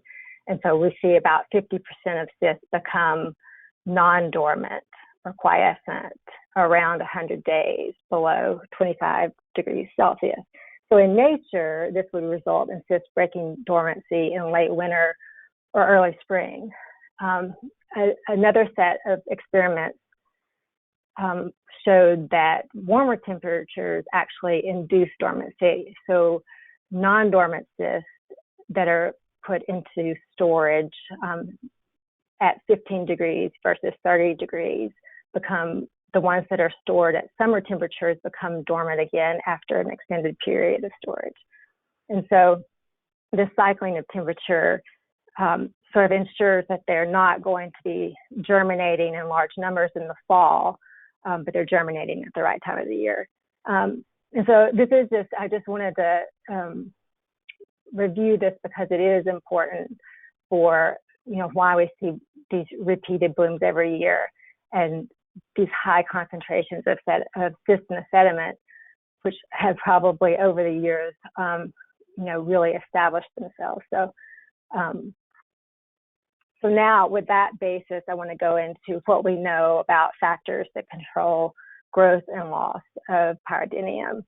And so I have these listed, and I have transport on the right because it has a role both in biomass accumulation and biomass export.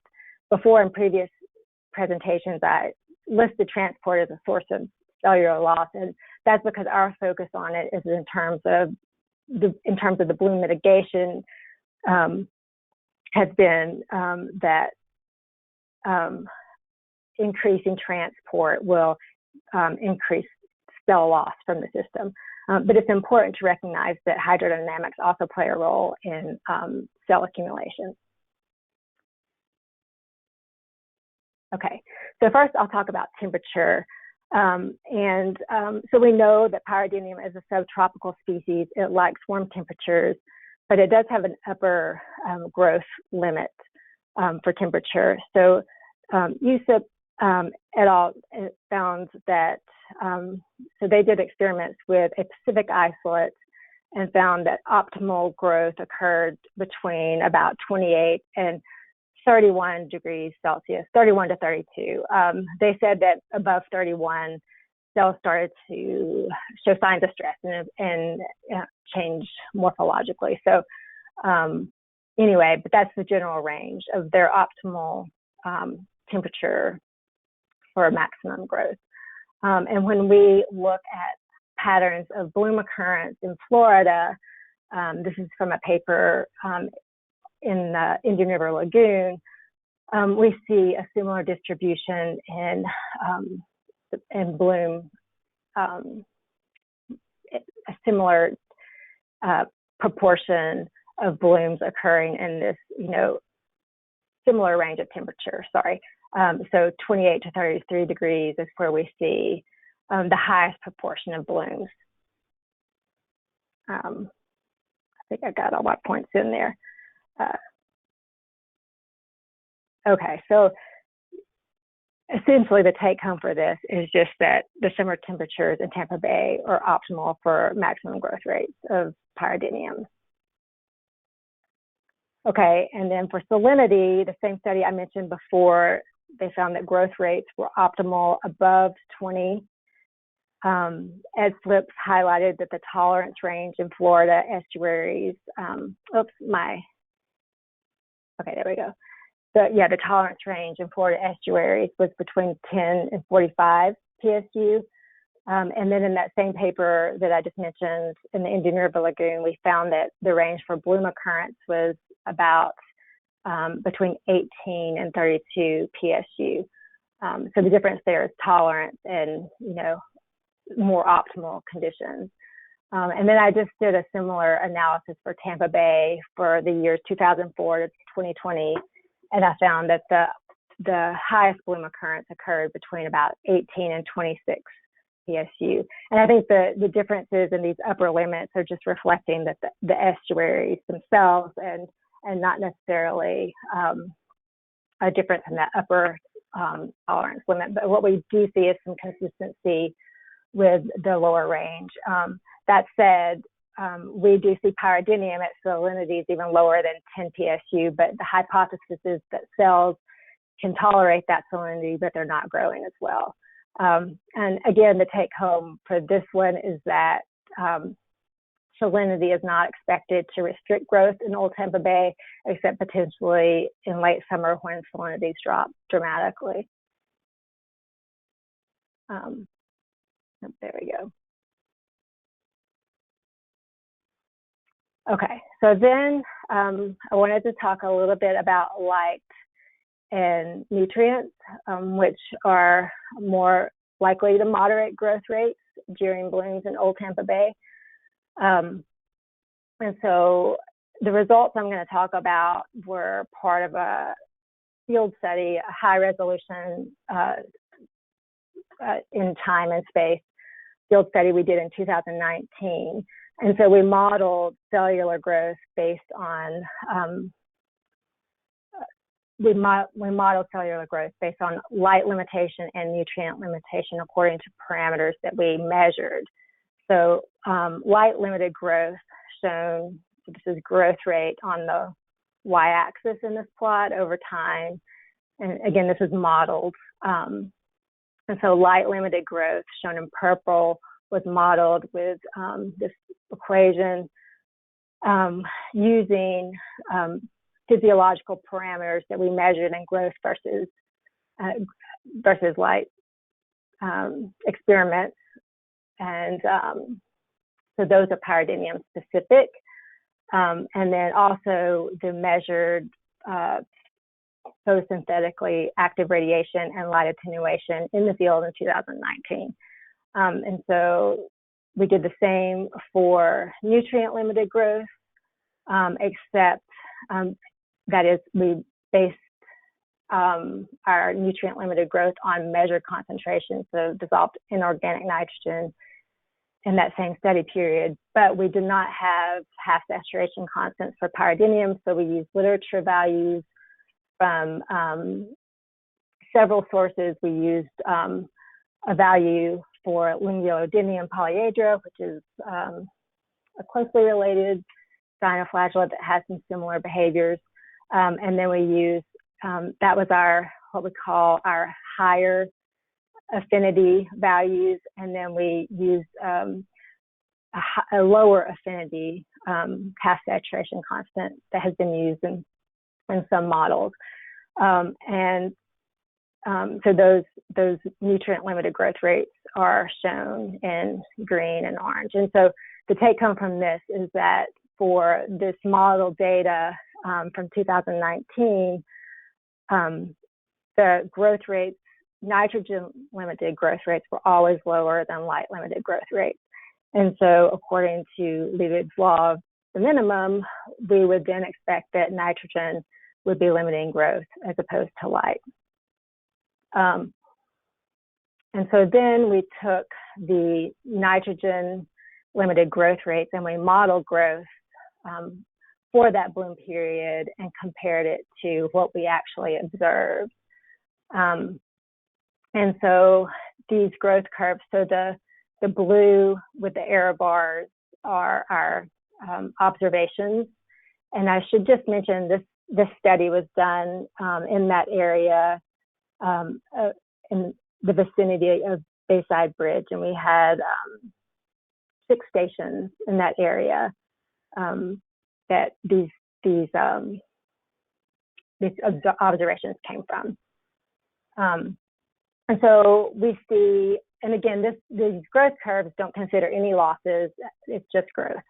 But what we see is that our growth curves for the higher affinity half saturation constants were more closely matched what we actually observed than the lower affinity. So the big caveat is that, as Gerald brought up, pyridinium can use organic sources, and we're not considering organic sources in this model. We're also not considering pulses of nitrogen that we haven't been able to capture with the sampling because those pulses are likely taken up rapidly. But this, that said, the results suggest that nitrogen is limiting growth, which underscores the need to continued focus on nitrogen.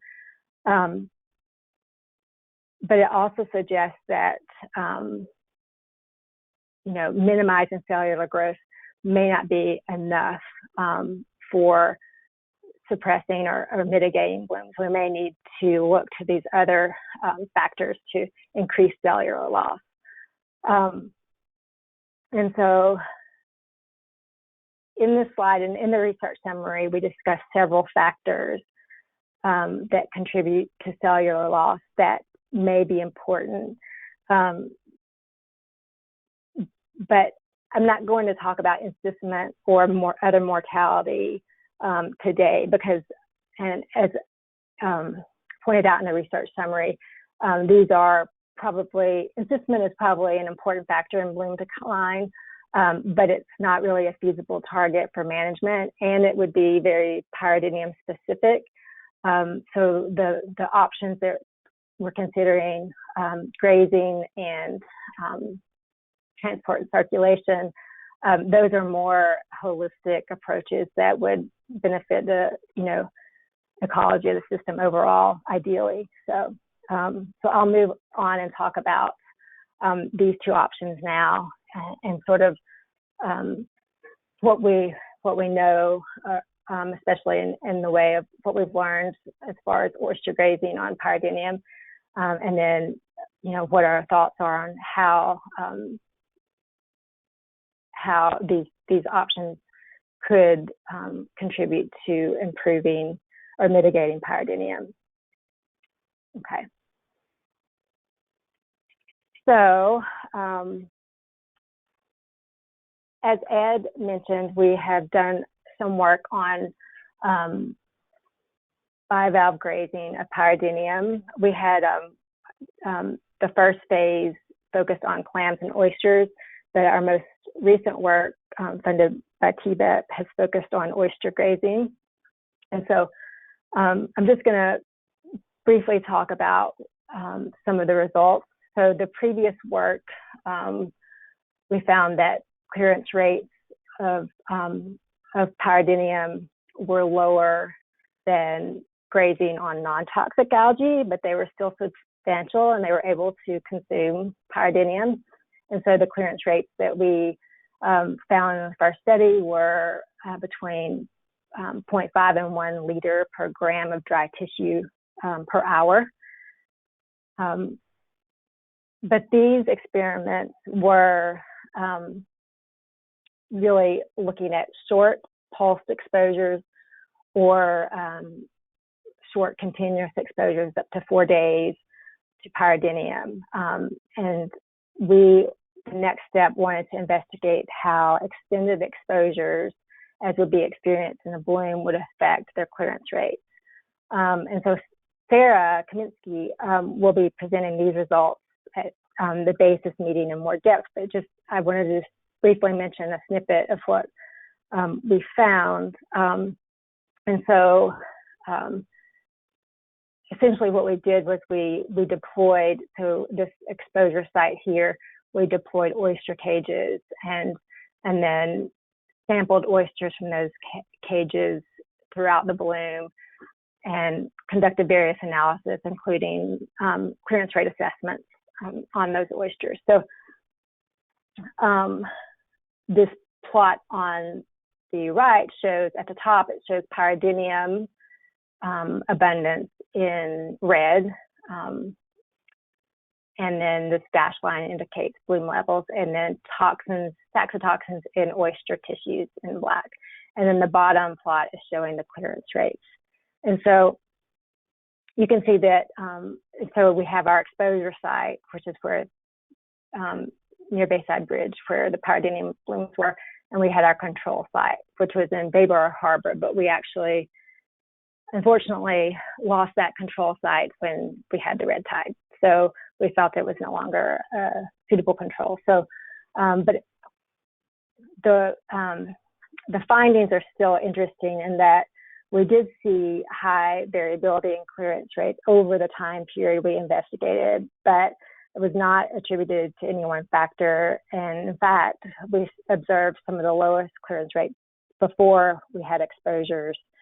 And it just sort of points to the temporal variability and the variability among animals that you see when you're looking at clearance rates, at least from our experience. But regardless, we saw that when we compare the bloom period, which is shown in the shaded area, versus the prior to the bloom period, we did not see significantly different clearance rates after the bloom exposure than prior to the bloom exposure. So, you know, that's encouraging. And as a separate experiment, we also, because in the first phase, we noticed that in the fecal material, there were intact cells. And so as part of this project, we investigated the viability of those cells that were intact in the fecal material.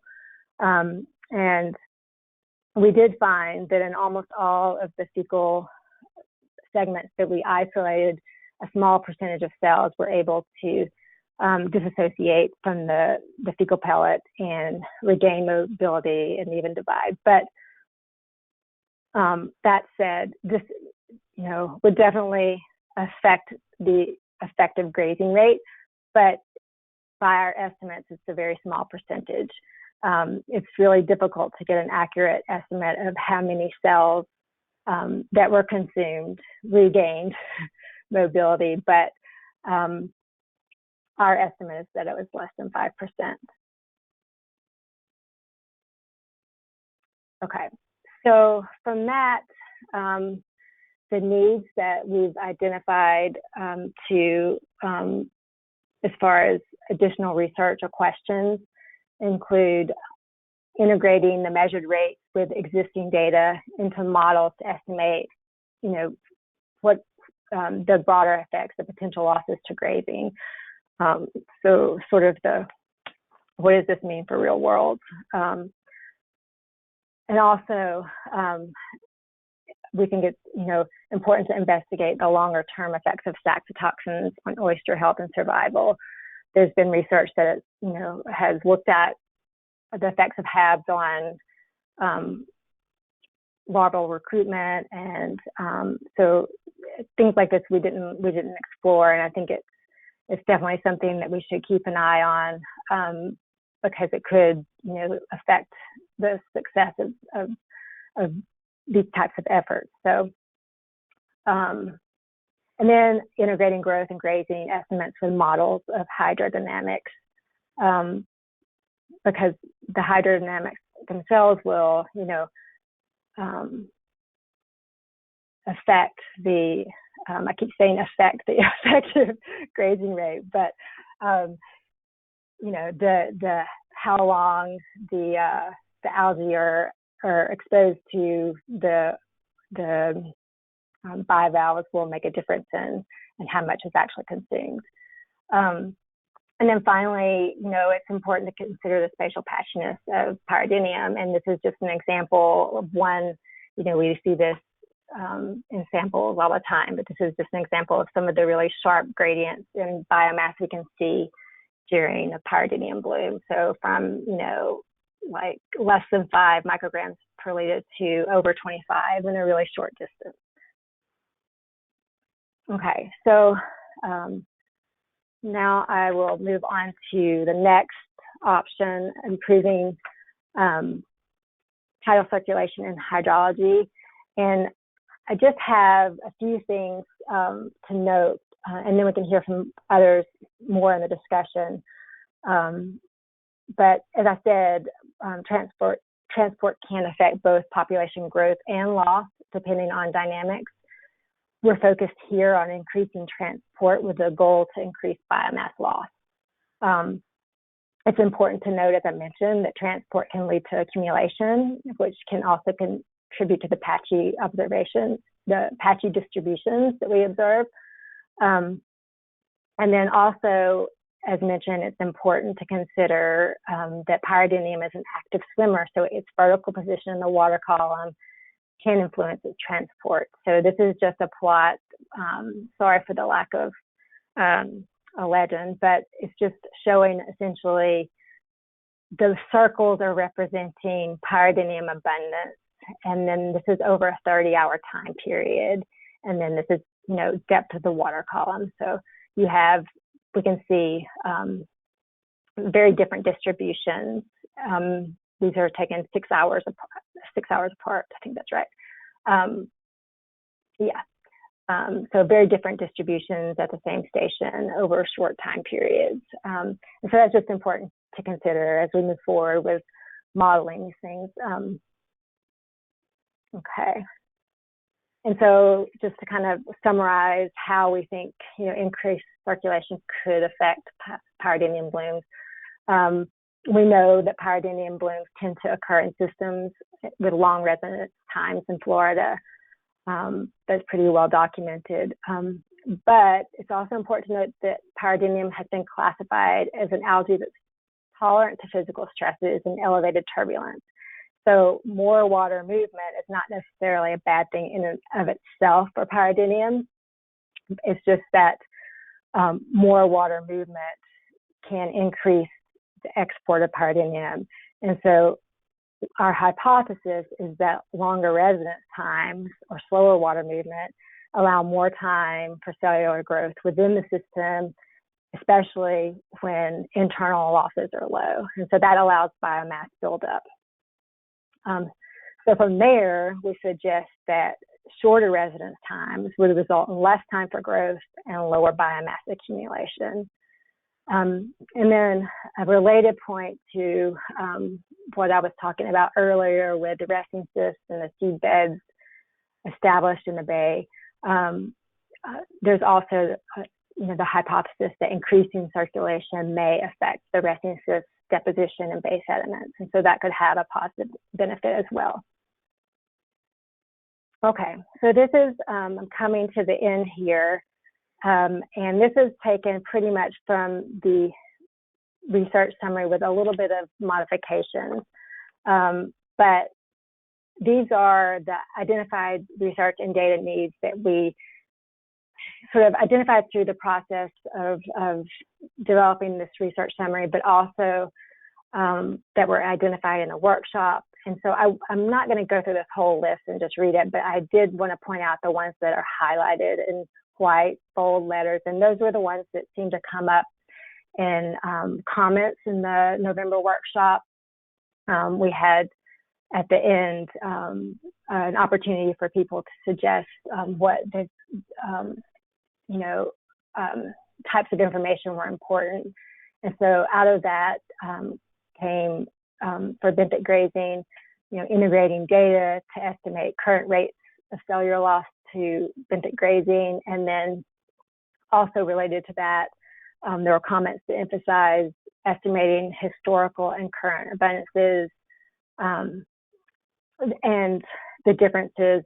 And I think that was extrapolating to see the differences that would make in grazing, and also to consider the spatial distribution. And then under transport, I think the factors that were emphasized as most important were being able to estimate what are the barriers to cellular flux and what are the drivers of retention, and then coming up with estimates of cell flux into connected habitats with the modification scenarios. And then a big one that I think many people mentioned were, these that we really need to consider all of these different processes together through integrated models that consider pyridinium growth, the grazing parameters, and the hydrodynamics. And then one that was not in the research summary, but was identified by many at the workshop were the benefits, having a clear description of the benefits and quantifiable estimates of the benefits. And I think for this one, that kind of falls, a lot of these other points that were highlighted are really needed to come up with these estimates of benefits. We need to be able to know more or be able to better predict what outcomes will be to be able to do that. That's my thought on that. And so I think I can end now and just, I wanted to open it up for discussion as far as, are these, I can go back to that slide in a second, but are these data needs the right ones? Are these the priority research, questions that you need to know? Are there others? And then also, are these proposed management options the right ones to target for additional research? And are there others? And it sounds, I think I was gathering from the conversation earlier that we might want to, add some to this. So with that, I will just thank you for your time. And if you have any questions, please, ask me, and please send comments on our research summary, and stop there.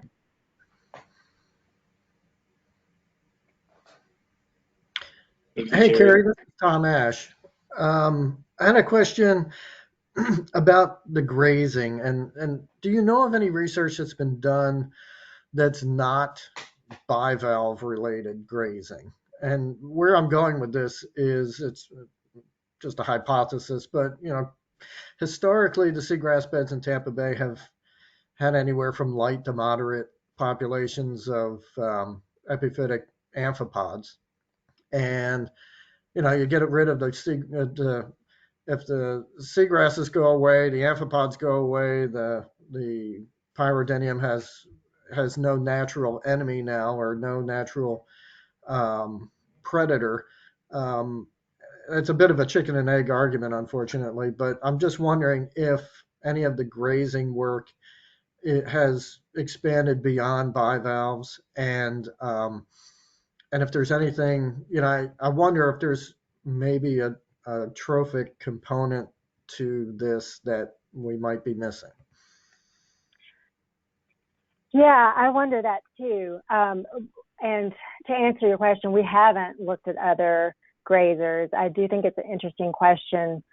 And for Pyridinium specifically, I don't think that's been looked at, but there are other dinoflagellates that are similar in size and have similar toxins that I need to look. I don't know to give you an answer. I know that there's been research on zooplankton and Alexandrium, for example, and I believe the results of that, saxotoxins were a bit of, I believe in one study I'm thinking about that it deterred grazers. There's also the size component of Pyridinium, that it's larger, but I'll definitely see what I can find, if I can find anything about amphipods specifically, actually. And but I definitely think it's an interesting question that we don't have a lot of information on for Pyridinium. Great, thank you. Kind of to follow up on what Tom just mentioned, in terms of strategies we're contemplating, Tom, that would almost suggest that seagrass transplants could be a potential strategy too. And this is being discussed, I think, contemplated at especially in the Indian River Lagoon, where they've had significant loss, of just trying to kickstart the system and overcoming a hurdle and creating some inertia for these feedback mechanisms that seagrass beds offer to the ecology of the system. So, I haven't thought about sort of the epiphytic loads that are being lost when we have these huge fluxes of attached macroalgae or seagrasses. But it's an interesting one to kind of think about, and there might be a way to address it from a modeling standpoint. Yeah, what threshold? What made me think of it, I mean, often in any ecosystem, when you see a population boom, it's almost concurrent with a population drop of a predator. So, I don't know the details of it, but it just seems like it might be something, again, that's more trophic driven than nutrient driven.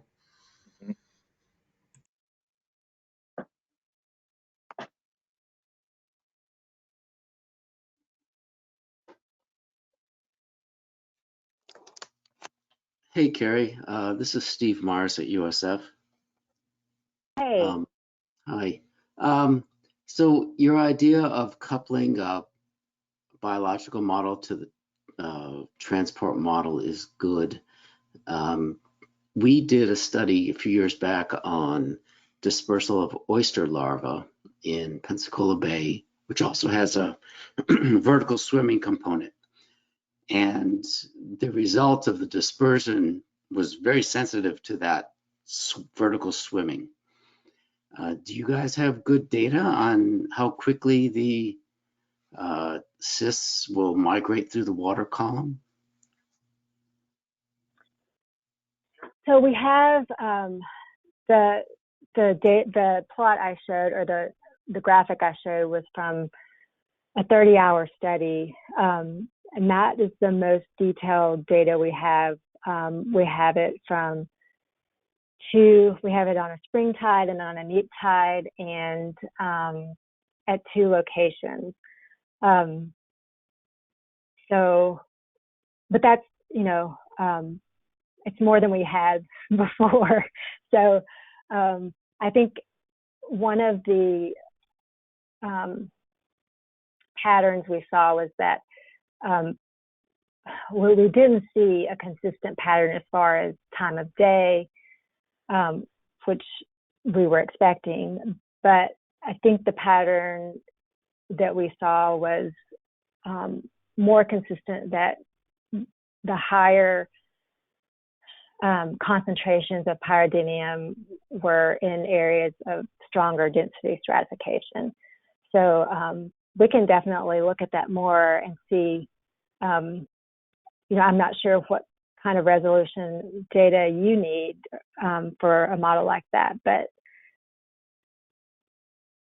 Yeah, it sounds like there's might be enough there we could back out something. Yeah, let's talk some more about this. It might work. Okay.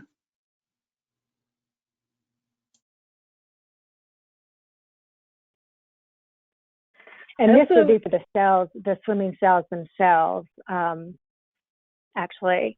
And then another thing would be modeling the cyst deposition, but I think that was mentioned on the slide. But for that, we would need the cyst settling rates. But anyway, sorry. Someone else had a question.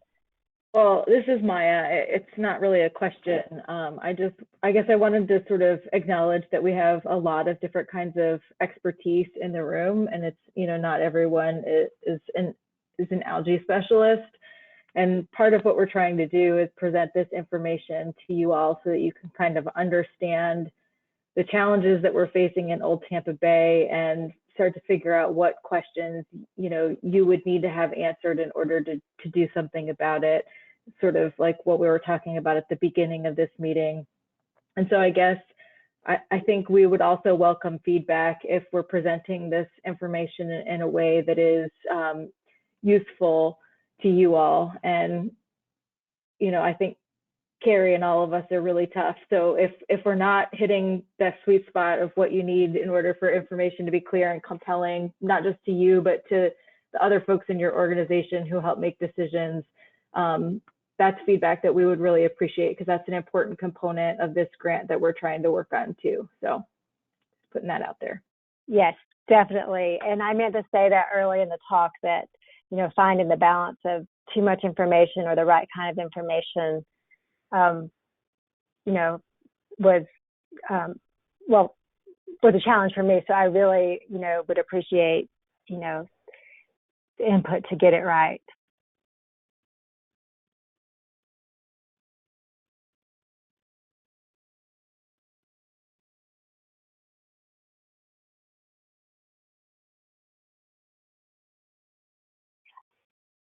For instance, our graphical displays of the information more helpful, or examples more helpful, scenarios as far as communicating for your purposes.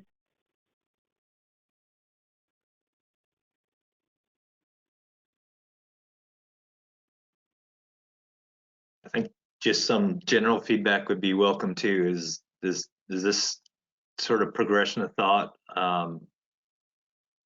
seem appropriate from your standpoint of how to address these issues we're facing in Old Tampa Bay? Are there other things that we need to be considering or that you've been thinking about as resource managers within the estuary? Any of that input would be welcomed. So don't be shy.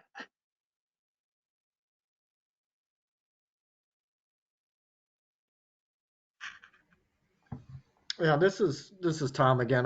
I think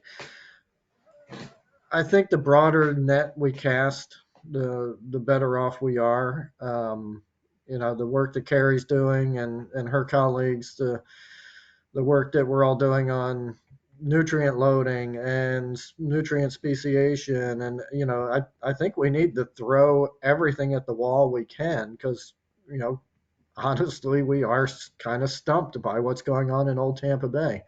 The flow models, maybe if I were to suggest anything is, and Ed, you guys have been doing this, let's make sure that all of these different components and all these different specializations that people are bringing to the table all make it into the mix, and that we're not leaving any of the ingredients out when we're doing our analyses. But I think I would suspect they're all playing some role in what's going on, whether in concert with each other or something that we're just not seeing.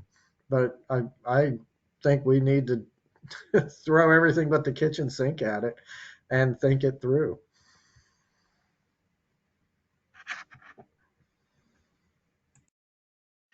Carrie, you have a question, and there's a question in the chat about when the comments are due and who they should be sent to.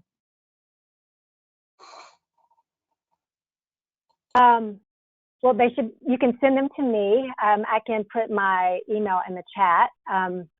And so I think the sooner the better for the comments, but also this is an iterative process. So our comments are welcome at any time. The next opportunity for us, I think, to all be together to, have more discussion will probably be the basis meeting, and we talked about having, maybe we'll have some information there. So it would be good to have comments before that so that they can be incorporated for the next, product for review, I guess. I mean, that's my thought on that. Yeah, does that help? Yeah, I think with that in mind, if we could get comments from any of the consortium participants by February 18th, that'd be helpful for sort of framing those discussions that we're anticipating at the Basics conference that Carrie's just mentioned.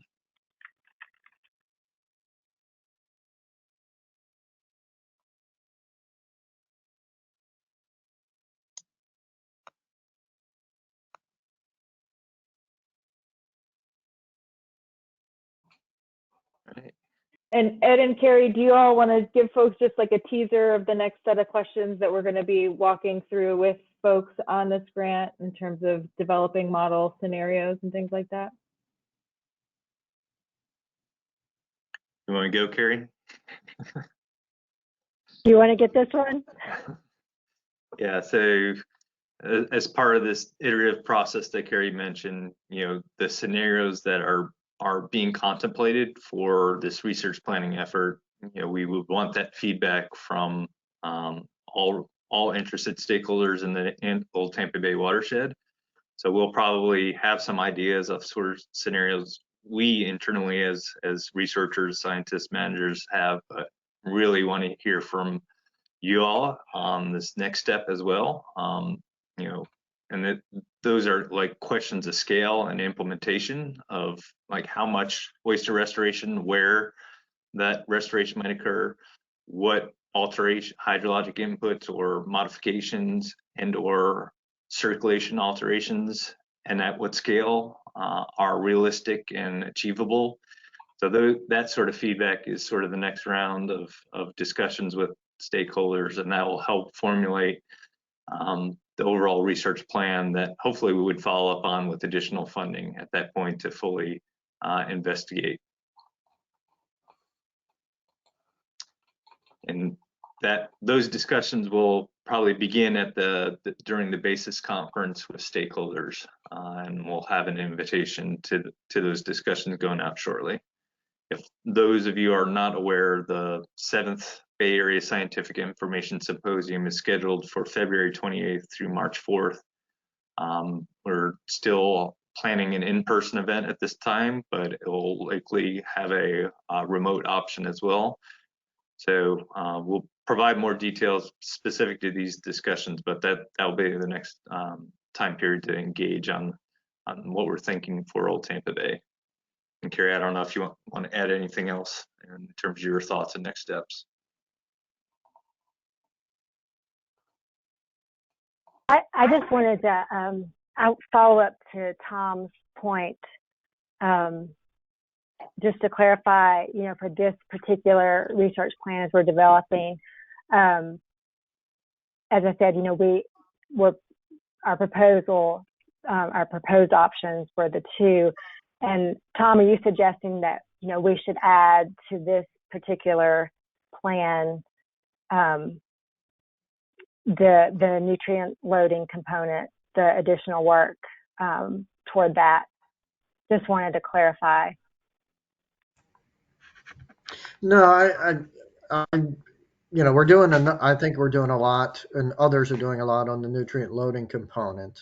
So I'm just saying, make sure that we kind of homogenize all of the various research efforts going on. But I wasn't suggesting that you add that to your research, Carrie. One thing I did want to spin off of Ed's comments.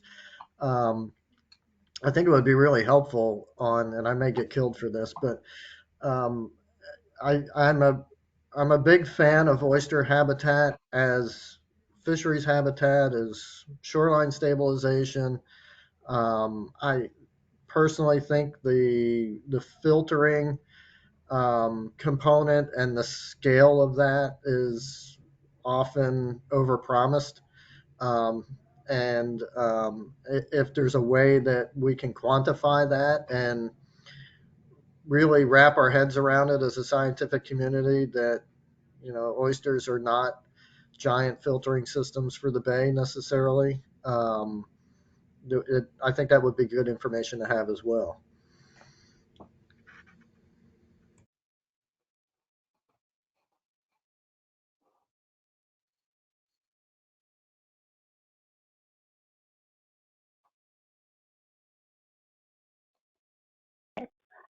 Thanks, Tom.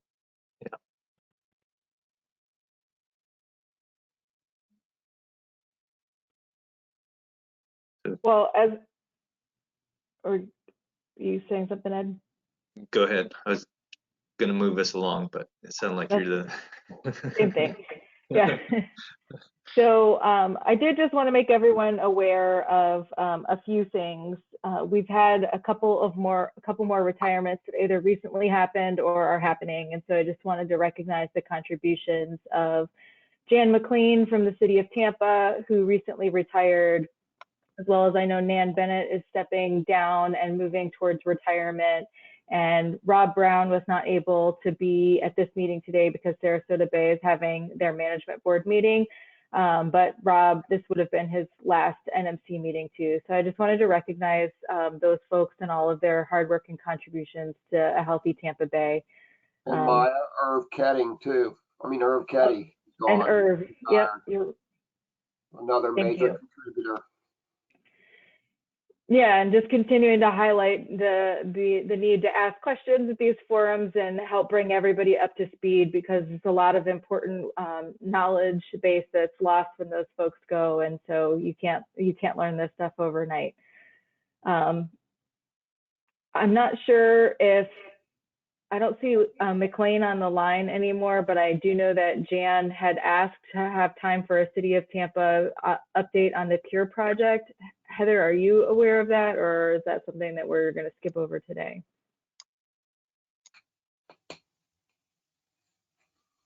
Yeah. The water project, that would be a question for the water department. Is Jeff on the line? No. So I know a little bit about it. It is a water project, but obviously it involves food.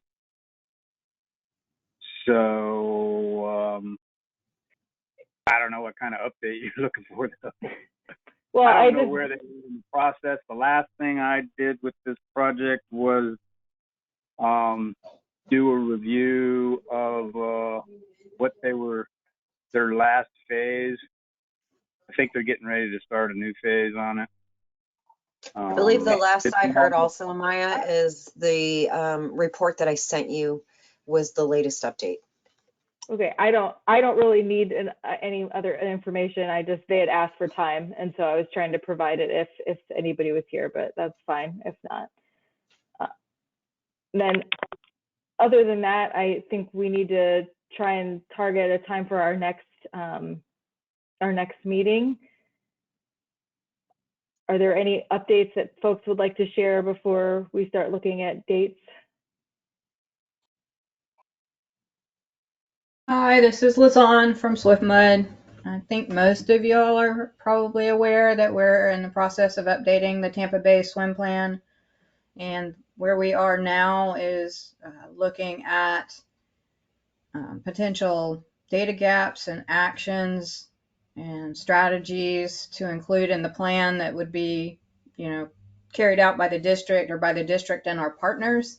So Tom, I found your everything but the kitchen sink comment relevant, because if there are ideas of what the district could help with regarding research, I don't think we would do a lot with oysters, but as it relates to seagrass and nutrient speciation, definitely have those conversations with me or Chris Anastasio, who couldn't be here today, but yeah, so just wanted to give you all an update on that. Thanks, Lizanne. Anybody else have anything to share? Just to follow up with Lizanne's comment, what are the next steps with that, Lizanne? Is there a next meeting scheduled for interaction with stakeholders that you can share? Yes, actually there is.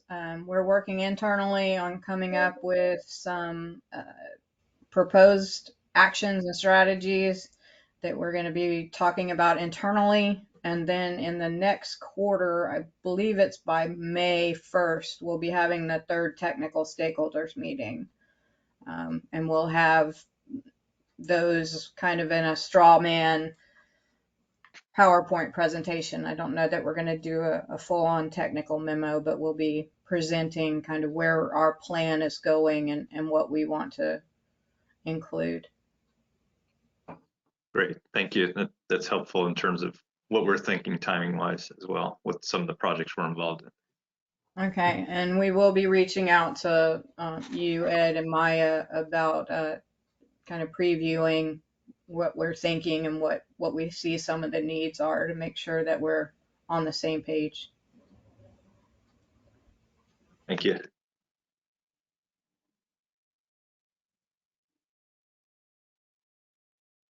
Hi, this is with the City of Bradenton. Go ahead. Thank you. I was just wondering if there's anyone who is in this consortium also working on completing the House Bill 53 20-year needs analysis for either wastewater or stormwater needs for the next 20 years. That's one of those activities that I'm involved in for the city of Bradenton, and I just wondered if there is an awareness or efforts by others that are involved in this. It's a requirement that came from legislation by the Florida legislature last session, and we're required to do a 20-year needs analysis and update it every 5 years to the Department of Economic and Demographic Research in Tallahassee, as well as the department, the DEP.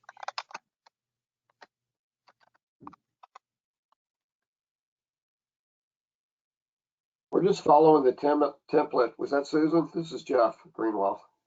Yes, this is Susan with Bradenton, yes. And we too are following the template, the stormwater template that EDR provided, and we are also following the Utility Council's format from the FWEA with in preparation for hopefully final approval on the wastewater side from the EDR office to complete the wastewater analysis as well. I mean, I think that's what most utilities are doing, both on the water and on the wastewater and the stormwater side, based on discussions I've had. Okay. Yeah. Would it be helpful to have that maybe as a topic of discussion at the next consortium meeting, or sort of highlight what others are doing? Would that be helpful to the consortium participants? Well, let me offer this. This is Susan with Bradenton. The timeline on this is the way they structured the legislation is each county makes a submission to the EDR office, and each county is responsible for compiling the permit holders within their county boundaries. So like for Manatee County, where I'm at, they will be submitting a compiled 20-year needs analysis for the city of Palmetto, the island communities, city of Bradenton, and their timeline is to submit it by the end of July of this year. So we are working with them to provide our information as well as the other utilities who are impacted by the end of in May of 2022. So I'll just offer that up as a timeline as for what we're working on to try to get it completed and submitted to timely enough to the county for them to be able to do their compilation and clarification sort of process so that they can timely submit it. So I'll just offer that up with respect to whatever schedule there might be for the consortium. And when we talked to ODR through the Utility Council, they did not have any expectation other than basically them all being submitted collectively, not that there was any intention to have some kind of overarching analysis of how they all work together or don't work together, whichever might be the case. Yes, our understanding was the same. Right. Now, that does not alleviate the aspects of stormwater, which is gotta be having some really significant concerns given all of the CDDs and HOAs that hold MS4s out there. I mean, particularly in our county, I think Pinellas has got it a little bit more wrapped up, and I'm not as familiar with Manatee, but the wastewater side seems pretty clear cut, and drinking water's already been doing this for a while. It's not that different from what they've already been doing. Right.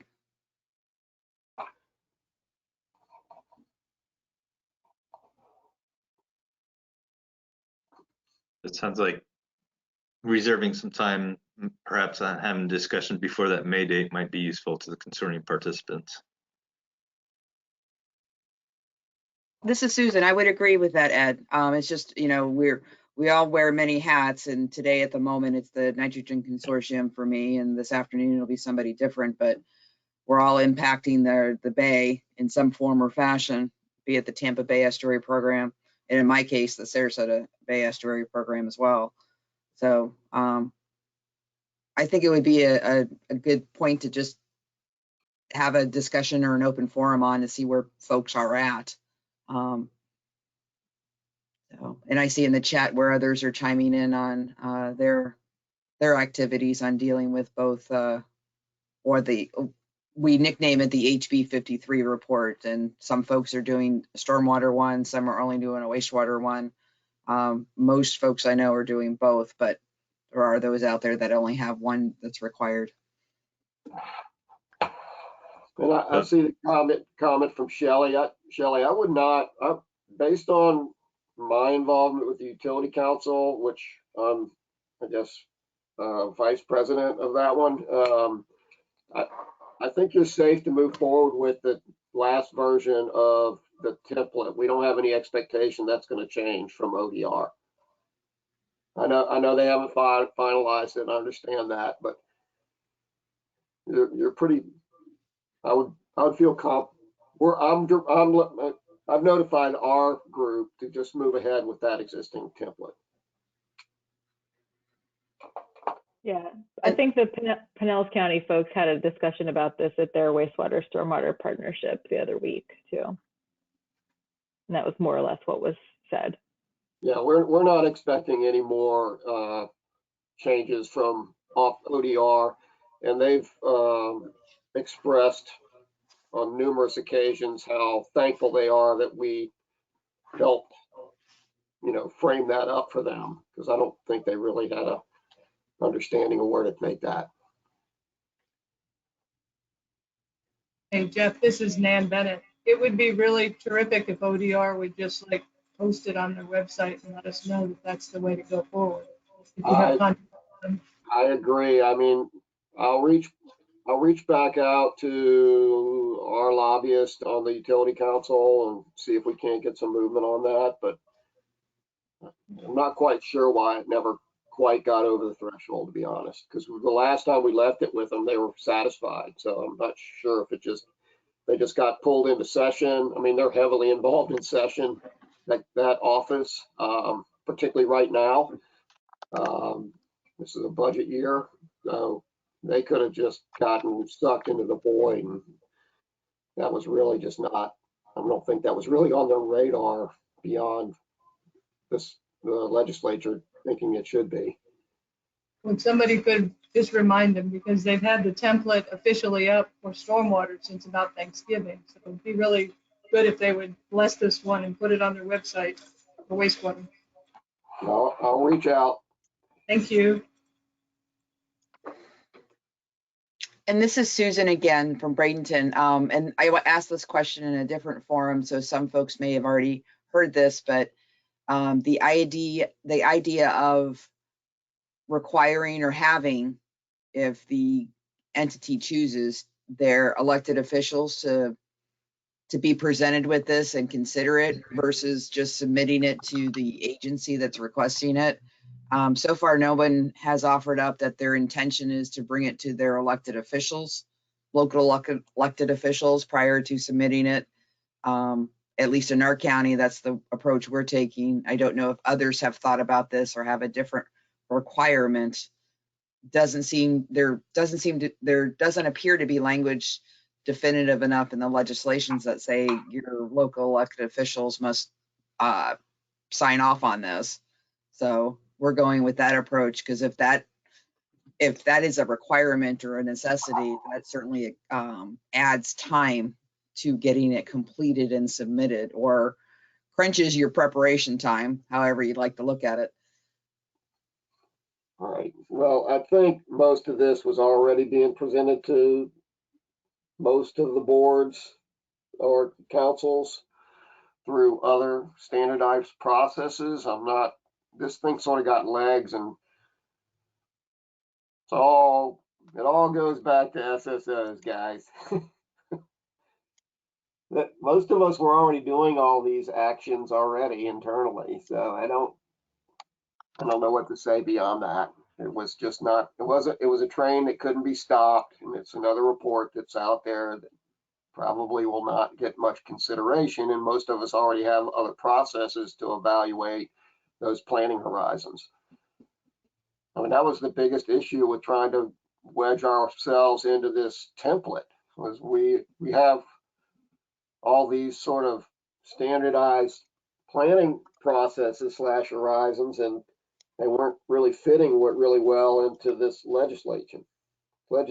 So we're going to have to do this all over again to sort of come to the same conclusions. Well, yeah, and the template is asking for a lot more than what the legislation actually telling you got to do. But we're still following the template anyhow. Because a lot of cooks in the kitchen on that one, Jeff. I don't know what to tell you guys, but if, you know, as Ed suggested, if we want to break out some time to talk about it, we can do that. Don't see that as a problem.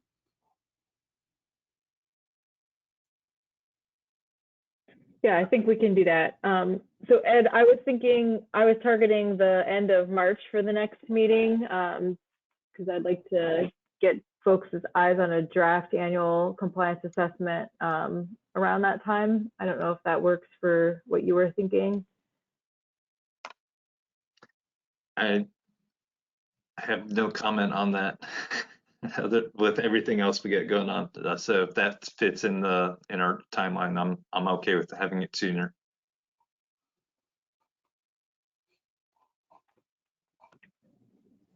So that work for consortium participants, end of March timeframe for the next gathering?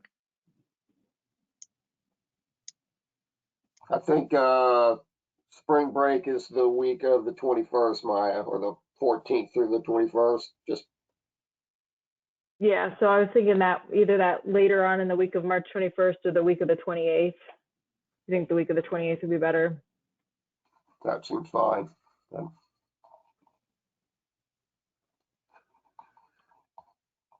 don't know if we want to have a discussion about Senate Bill 64, Senate Bill 64 plans as well. I know everybody submitted them.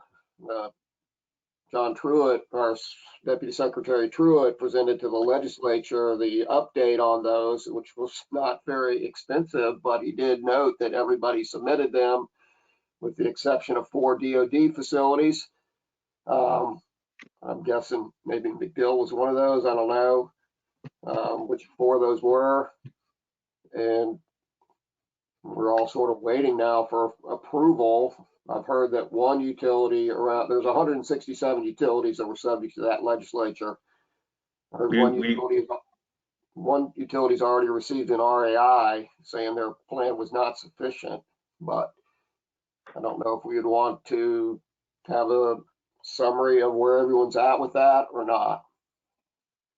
That's a good one. We received an update from Kelly Boatwright at our last board meeting, and there's every facility in the Southwest District, or the Tampa Bay watershed of the Southwest District, except for one small utility, submitted as far as she reported last time. But we could ask her to provide a status update, or one of her staff to provide a status update on that at the next consortium meeting. I wasn't suggesting a status update from DEP's perspective. I was suggesting that we might have what those changes might mean to the various bay segments. Okay. Because it is not an outfall elimination bill, guys. Don't think otherwise. There are all kinds of exceptions, and I'm guessing most of us are not getting out of the watershed completely. So we may want to be thinking about that, particularly in light of the trend, which I don't expect to change in Old Tampa Bay, and what that means potentially from reallocation if we were to end up there, that type of thing, or not. I mean, it's certainly not a requirement. It's not a mandate. But we have, what do we have? We have 1, 2, 3, 4, 5 DWs up there that discharge into Old Tampa Bay. Three above the Courtney Campbell. Is that right?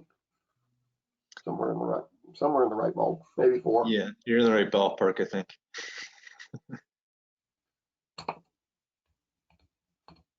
Okay, well, I'm looking at the calendar thinking that March 30th at 9:30 a.m.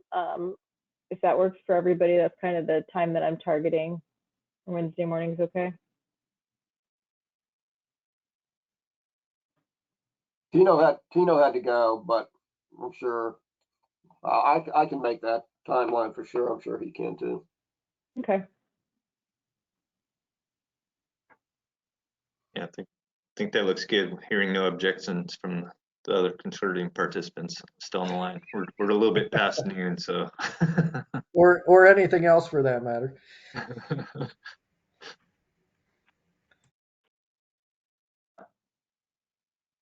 Well, that's all I've got. Yeah.